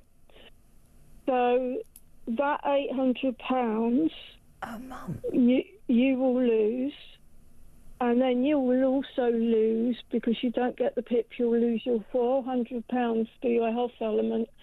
So you will go from having £1,600 a month to £390 a month in one fell swoop. Wow. And this is because they're changing the daily living rules for PIP. Now, you get certain scores for things, right? I need help washing. No, I don't. Or I may need... Yeah, they've got to go... It's got to be 4 now, hasn't it? It's got to be... It's a higher level.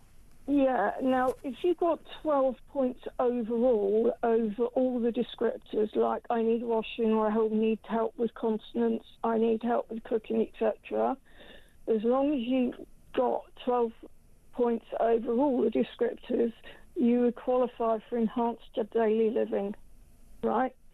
But now they're saying you have to qualify on at least one descriptor with over 4 points.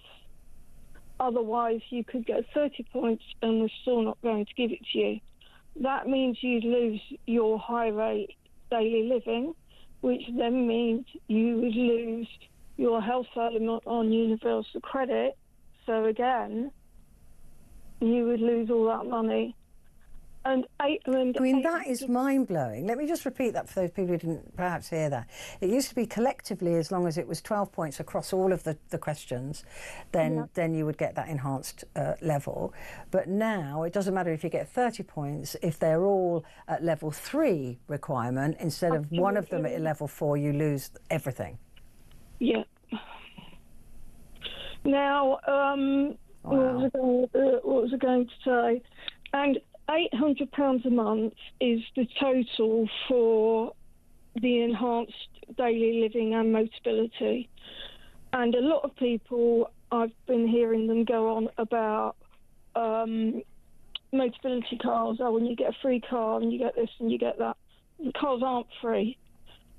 The high rate of mobility is £75.75 a week. And in return for the car, which is only on a lease for 3 years, then you have to pay that full amount of full amount of your mobility component to Motability. Yeah, and I understand as well that they're not going to now pay for any conversions to cars for people who might need bits and pieces converted. Well, yeah, like hand controls and things. There are charities with grants available. There are, but to say so, when the Joseph Rowntree Foundation say it's costs you £1,000 more a month to live as a disabled person, and you might say, well, that £800 will cover it, but if you live in somewhere remote like I do, and I have to have a car for my carer if she hasn't got a car, so that's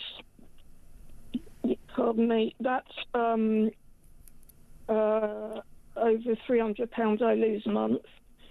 And then with my care, my local authority pays some of my care, but because I'm on high rate care for PIP, I then have to, which is £400 a month, I have to pay half of that back to my local authority towards my care package, and the rest of the care I have to pay for myself. And so by the time all that's taken into account, there's actually not much left.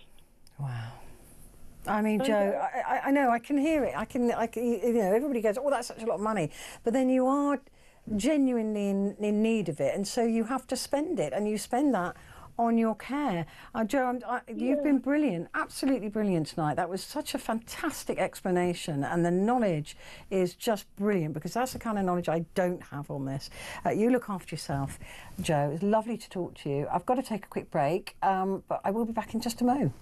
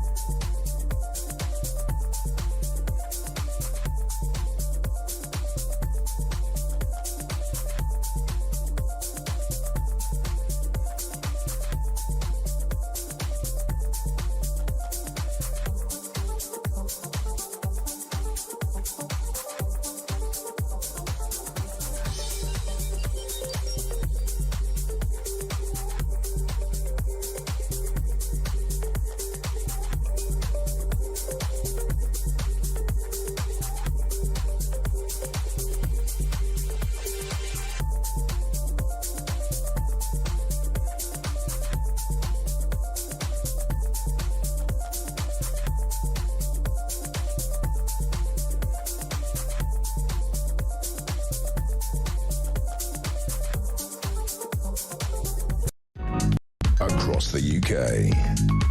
On DAB+, on your smart speaker, on your smart TV, and on your side. This is Talk. Hello there. Good morning to you. This is Talk, and it's Petrie here with you. And I'm here until 1 o'clock. And we're talking about this latest Chancellor Rachel Reeves set out her plans for the UK economy. And apparently that includes stealing money from poor people. So that's the plan for the UK economy so far. It's the biggest takeaway, really, from what went on yesterday. So, yeah, I'm just wondering how you feel about that, and if you've voted Labour, and is this the cruelest Labour government that we've ever known? It's hard to tell, isn't it? Because there's been so much cruelty from all of the governments. I can't really remember. But let's talk to Chris, who's in Sunderland. Hi, Chris. Good morning. Good morning, Petra. I'm disappointed about what they've done. Is taking bread out of people's mouths, and that. It's going to land up. People are going to more food banks to get help out, and I don't know why the MPs are voted and they're getting a rise, and the poor people on welfare are suffering. You're absolutely right, and I'm glad you reminded me, because I meant to say that at the top of the hour, actually, is that this comes just days after we learned that MPs are getting a pay rise to nearly just shy of £94,000 a year. And so the optics of this are just so appalling. How is it possible that the taxpayer can afford to pay these 650 MPs, plus all the Lords, they're getting a pay rise as well, all of this extra money, but we have to take it from the poor people to give to the rich people? I mean, if you did a direct swap there, if you just went, right, MPs, where are we going to get the money from to give them their pay rise? I know, let's take it off the disabled and the vulnerable and give it to the MPs. I mean, that's what it feels like, right? That's true. I wish I was one of the Lords. Every time you put the Lords on in session, the half of them are from the Cape, like Joe Biden's. I know. It's a lovely life, isn't it? I could do that job if I just have a couple of hours sleep. Yeah, it's £371 now for being paid to go to sleep. It's nice. Yeah, it's really nice. Comfortable leather sofas. Lovely. And subsidised meals. Don't forget that as well. Can I ask you a question as well? Of course you can. I might not know the answer. I feel sorry for the supermarkets and that. There'll be more shoplifters, more shoplifting in the country, and I don't know how the courts are going to sort it out because of the welfare cuts and that. Yeah, I mean, I don't particularly feel sorry for supermarkets because the amount of profit they make is absolutely eye-watering. So I don't really have much sympathy for them. I think that shoplifting is a disgusting thing to do. I know it's disgusting, but it's just pay the people who's on benefits and that. That money, what I was talking about, the MPs should pay for the people who's on benefits, should have the money. The serious people who's got serious illnesses are suffering. And they will lose out. Anybody who thinks that this will just be the skivers and just be the malingerers and just be the fakers are going to get hurt is deluded.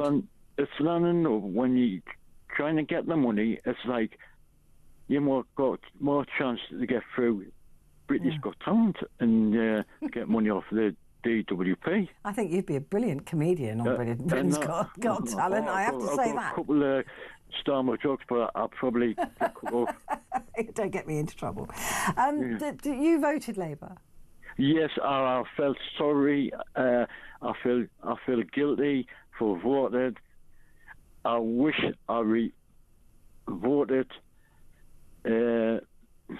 another one reform. Yeah. I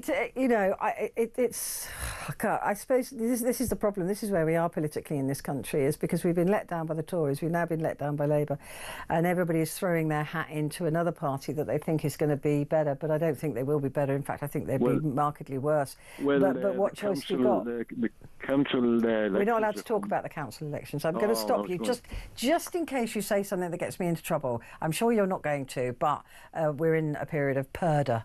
Where we're not allowed to mention it. I mean, you feel... Have you always voted Labour? It's running in the family. Yeah, I was going to say. I mean, I'm not trying to be stereotypical, but union person. Yeah, you sound like your family would have been historically always Labour. Do you think this is the cruelest Labour government that we've had? Wrong one. There's a bunch of comedians. Yeah. They are a bunch of comedians. Except they're not funny. I tell you something.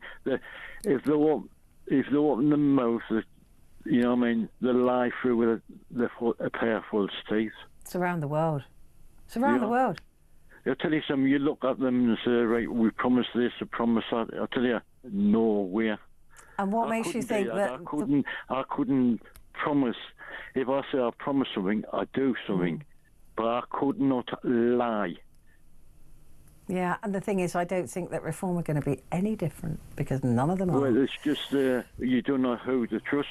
No, well, that's the problem, and this is how democracies die, because we lose faith in democracy, and people don't vote, they don't bother, they don't do anything, and that's how it dies, and it's such a shame, because it's the only really positive way of living our lives.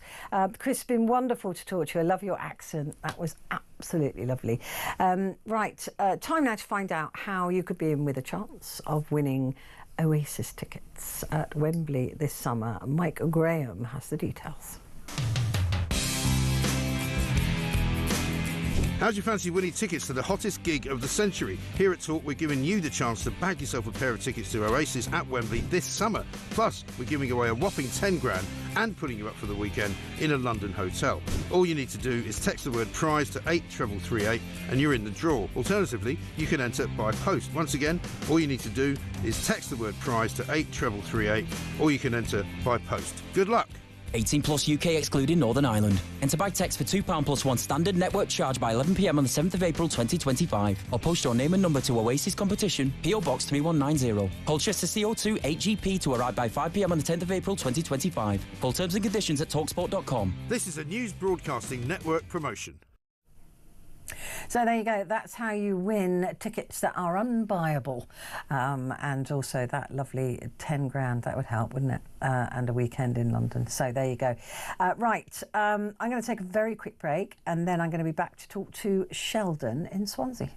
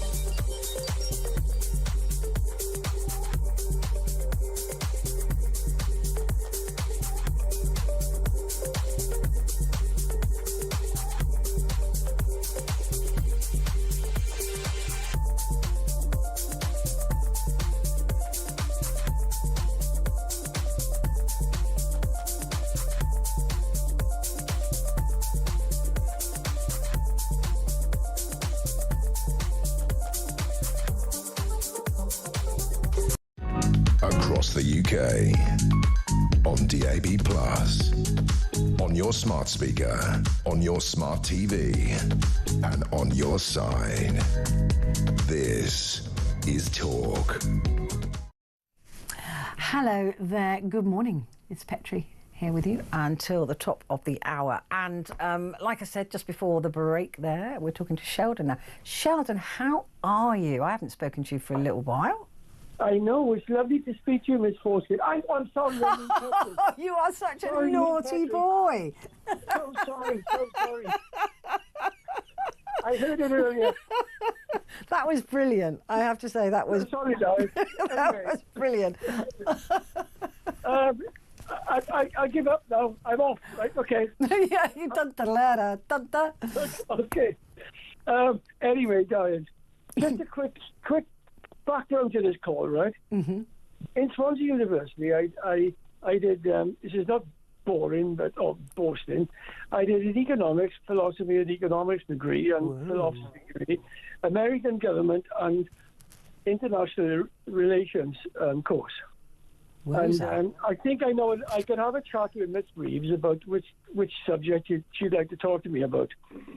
So, in between all that, my biggest bone at the moment is the rich and the poor. Yeah. The rich can maintain £10 million worth of assets and pay no tax on it at all, only on their revenue. The poor pay tax on all their revenue, whether they have anything saved in the bank or not. I think that the idea of taxation basically applies to a crisis management situation. At the moment, we have one where the rich need to be taxed severely for once. I don't think they leave the country. I don't know where they'd go. I mean, I don't think, and if they did leave the country, as you'll know, Sheldon, this was all of this was based on the idea of trickle-down economics, that if the rich are really rich, what they do is they spend that money and it goes down the track and then the poor get rich. That is not, that's not true. It doesn't happen, and it's been debunked. No, it's never been factual. No. It's an American idea and it doesn't work. No. And we have another problem here as well, that we have a situation where you were lovely caller Jo earlier. What a poor young lady. I know, she's adorable. All her troubles and tribulations of the world on her shoulders. Yeah. And then to be told that she could get into a further mess later down in her life. It is an enormous disgrace to have a Labour Party, of which I've been a member all my life, to discover that they are going to take extra pressure onto people who can afford no more at all. Yeah. It is.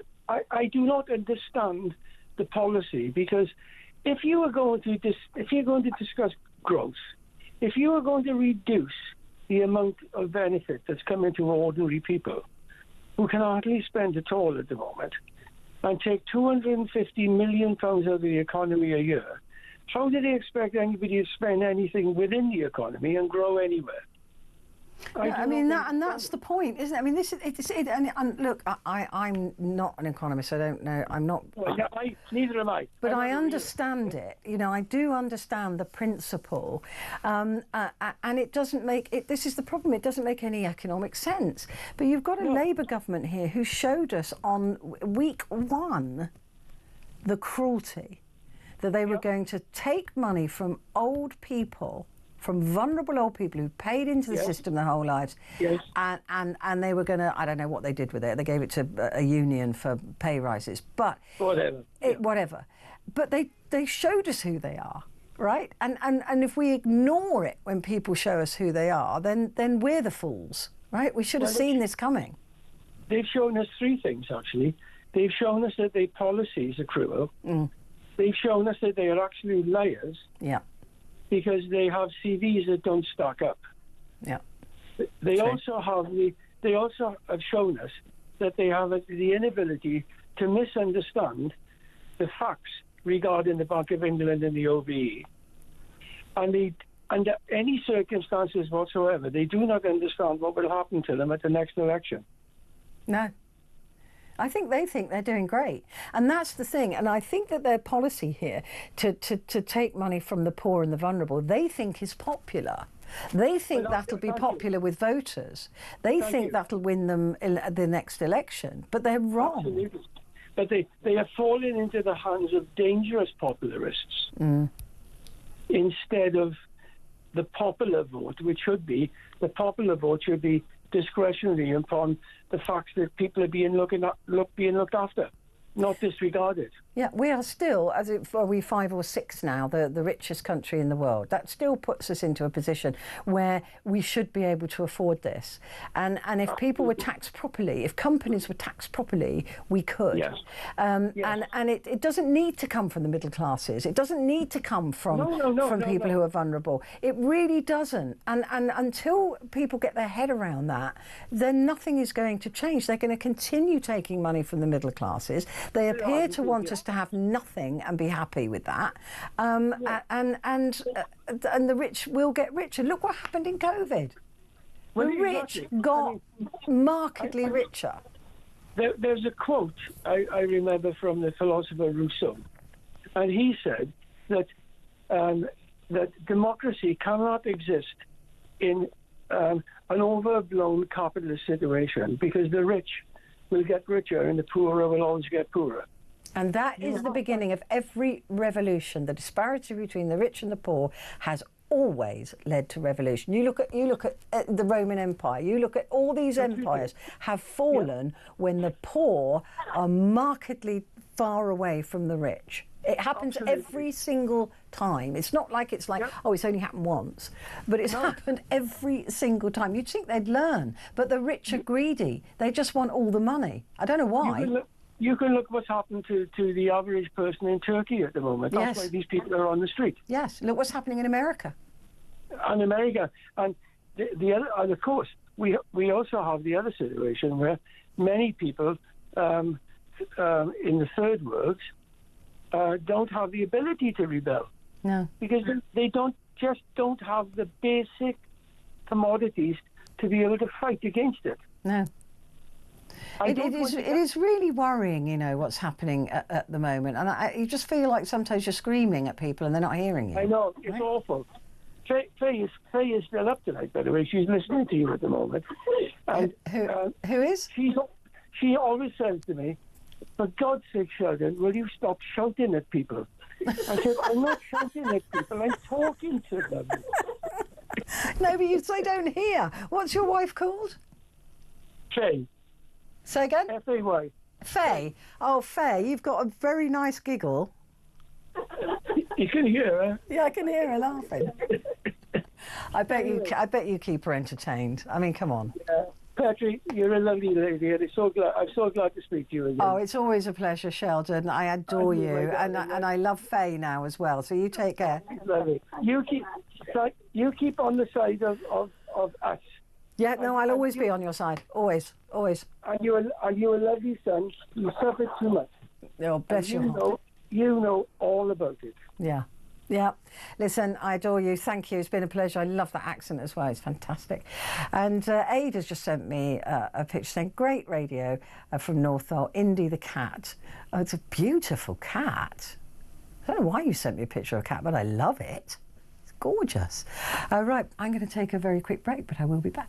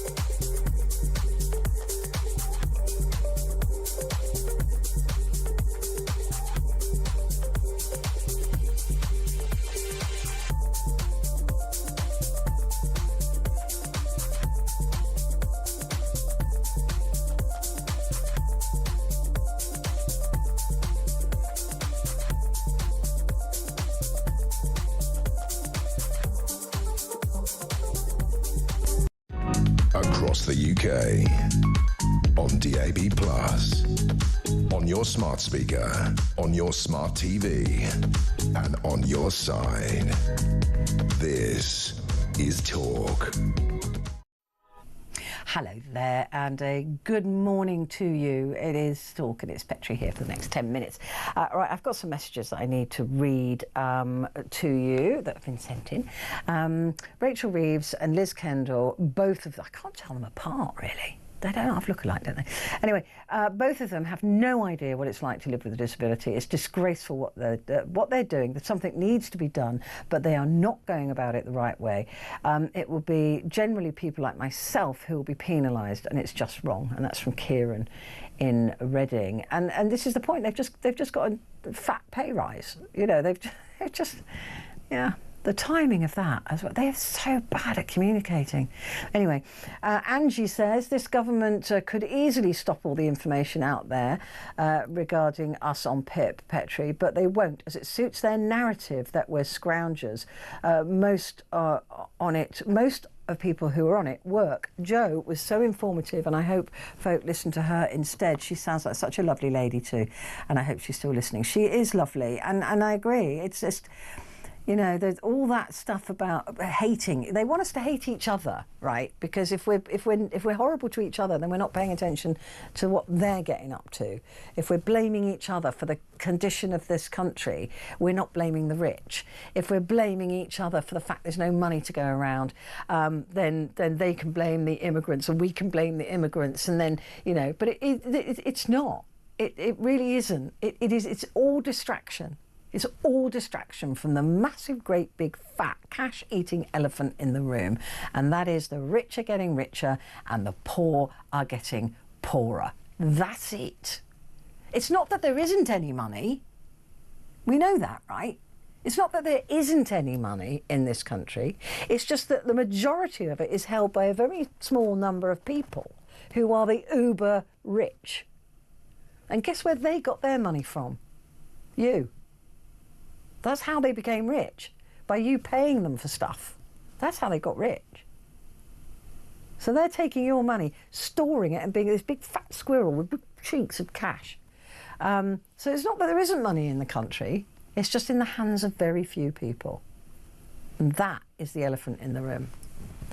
Rachel said, I was very concerned listening to the Spring statement. I don't want to be dramatic, but how much more can the British people take? I really don't think that Labour have any idea how far they are pushing people. No, of course they haven't. Of course they haven't, because they don't walk in your shoes. Yeah, and Rachel from I love that nickname. There we go, there's a nickname. Probably get sued now. Rachel from Accounts had imposed a 1 or 2% tax on Amazon's UK sales revenue. She would not have had to cut winter fuel allowance. Absolutely. Absolutely. And not even that. Not even imposing more tax on these companies. I'm not even asking her to do that. I'm asking her to make them pay the tax they already owe. That's it. Because these companies are so rich that the Inland Revenue will give them a bill for £1 billion worth of tax, right?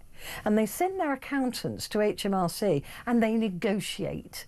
They negotiate with HMRC and they say, look, we don't want to give you £1 billion, we'll give you 500 million, how about that?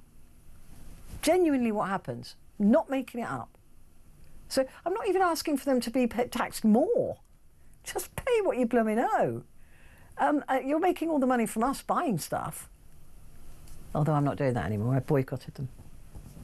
What I do is I use them as a search engine now, so I find what I want on there and then go to the store and buy it. From the people who advertise. Anyway, not that I'm suggesting you do that, but it's good. Tristan in Southend-on-Sea here, registered blind epileptic. I simply cannot wait for assisted suicide bill. Oh, you see, this is awful. Oh, to be watered down so I can have dignity in dying. I will now be denied in life. I'm not going to do anything silly as I'm never depressed, but I look forward to the day I can have a certified sane choice. Oh, Tristan, I mean, this is the thing, isn't it? They're just driving people to the edge here. Ugh. But, of course, you won't do anything silly. I hope not. Karen is in Hertfordshire. Hello, Karen. Hi, Petrie. Hi. What I want to know is, they say they're going to get the people back to work, like help them to get a job. Like my son's on the autistic spectrum, And it's all right getting the job. He had many jobs, but the thing is, they don't help him there. They actually don't sort of... All the jobs he's had to leave because he gets all stressed because they don't understand. Because there's no support there, yeah. You know, so it's all right getting them the jobs, and they're saying keep them in the jobs, but they can't because who's going to... Some of the managers are really horrible, and so they just leave. I mean, he works he gets PIP, actually, and he got the mobility car last year, which is fantastic because it gets him to work, it gets him out and about to mix in. And now I'm just worried that if they stop that, he's not going to be able to get to work, and he works part-time, so the PIP helps him with his money. How old is he? 27. Okay, so he's above the 22 cut-off. Look, I mean, I don't want people to panic. That's the thing. But we do know people are going to suffer. But I just hope. I mean, all it is fingers crossed, isn't it? That it's not you, that it's not your son, that it's not the situation you're in. Because he don't really understand the seriousness of it, really. Yeah. All he knows now, he's got his mobility car, he goes to work, he's having more fun than he did 3 years ago. It took him quite a long time to learn to drive because when you fail the first test, it takes 6 months for the next one. So he had loads of lessons. But now he's really happy, and I'm the one that's worried. Yeah. Because, like, I'm in my 60s, and what's going to happen to him? Because I always think that as a parent, what you must worry about. Yeah. You know, they don't care. Labour don't care. I am an idiot. Voted for them. I'm fuming that I actually listened to all their waffle before they got in. But you know, I'm really angry to think. But what are the choices? Look what Look what we had with the Tories. I don't blame anybody for voting Labour. Rather more with hope than experience of them. But you know, a lot of people vote because look at the mess the Tories were in. Exactly. We had a different prime minister every 5 minutes. I mean, it was a disaster, and they had to go. They really had to go. But I am so disappointed in a party that was sitting there in opposition for 14 years or whatever it was, who hasn't got a single plan. No, but do you know that Mel Stride, he was saying about everyone like going back to work. He was even saying that the carers had to go back to work. And obviously, because my son's autistic, I know a lot of carers. Yeah. And some of them, lucky my one is not as bad as some of them. And I think, how the hell can they go? They're at your beck and call all the time. Even my son, if something happens at work or wherever, you've got to go and get him. Yeah, I have to go. You know, and they just need a child like that in your own family to see what really happens. I agree. There's an absolute distinct lack of experience in this government. There is no knowledge, no experience, and they also don't listen. They do not hear what people are saying to them. It's either willful or it's just stupidity. But they do not listen. They will not hear you because it doesn't fit with their narrative. It doesn't fit with their story. And they need to listen. They need to do the job. They're paid. We pay them to work for us. And yet they're working against us. And you're autistic forever. When you're 37, 47, 57, he's still not going to be like to do bills himself, and he won't remember to pay his phone bill, and he's always going to have that help. And if they take the car off him, he's not going to want to work. He's going to be all stressed and depressed. Well, I hope that they don't take that element off him. But I mean, it would seem that your son has got a very good case anyway for that continued support, because otherwise he wouldn't be able to work, right? I mean, that's what you're saying. If he didn't have that, he couldn't work. So. Yeah, because I mean, he don't speak up for himself. That's what I said about the help in the jobs. Like, he won't speak up for himself. Well, I speak for 3 people, so he doesn't want me there because I'll be like in there. He goes, oh no, don't come up. Embarrassing mum alert. You have to speak up for, because you just feel like. Yeah. I say to him, speak up a bit. He's a bit better now. I mean, I do that. I mean, I have to do it for my brother, and I always worry. I always think about those people who don't have somebody to advocate for them. What happens to them? What kind of horrible cracks in this government are they falling through? right? Exactly. Where are they landing up? What happens to them? There's not much for autistic people as it is. There's not much. Like, for instance, when his PIP runs out in 3 years' time, if I don't do the form, who's going to do it? It's the same with my brother. Yeah. But with autism, right, you don't go to places like health things. We sort him out ourselves. We don't go to physio and things like that like you do if you've got a physical illness, like you see they want a walking stick. But with that, we just teach him stuff and we all together, and that way, if they say about... because it's not hard to get PIP. People don't realise how hard it is. I know. And the bar is already pretty high, right? They're making it even harder now. And like you said, it's like with my brother, if he needs anything doing like that, then I have to go and fill in those blooming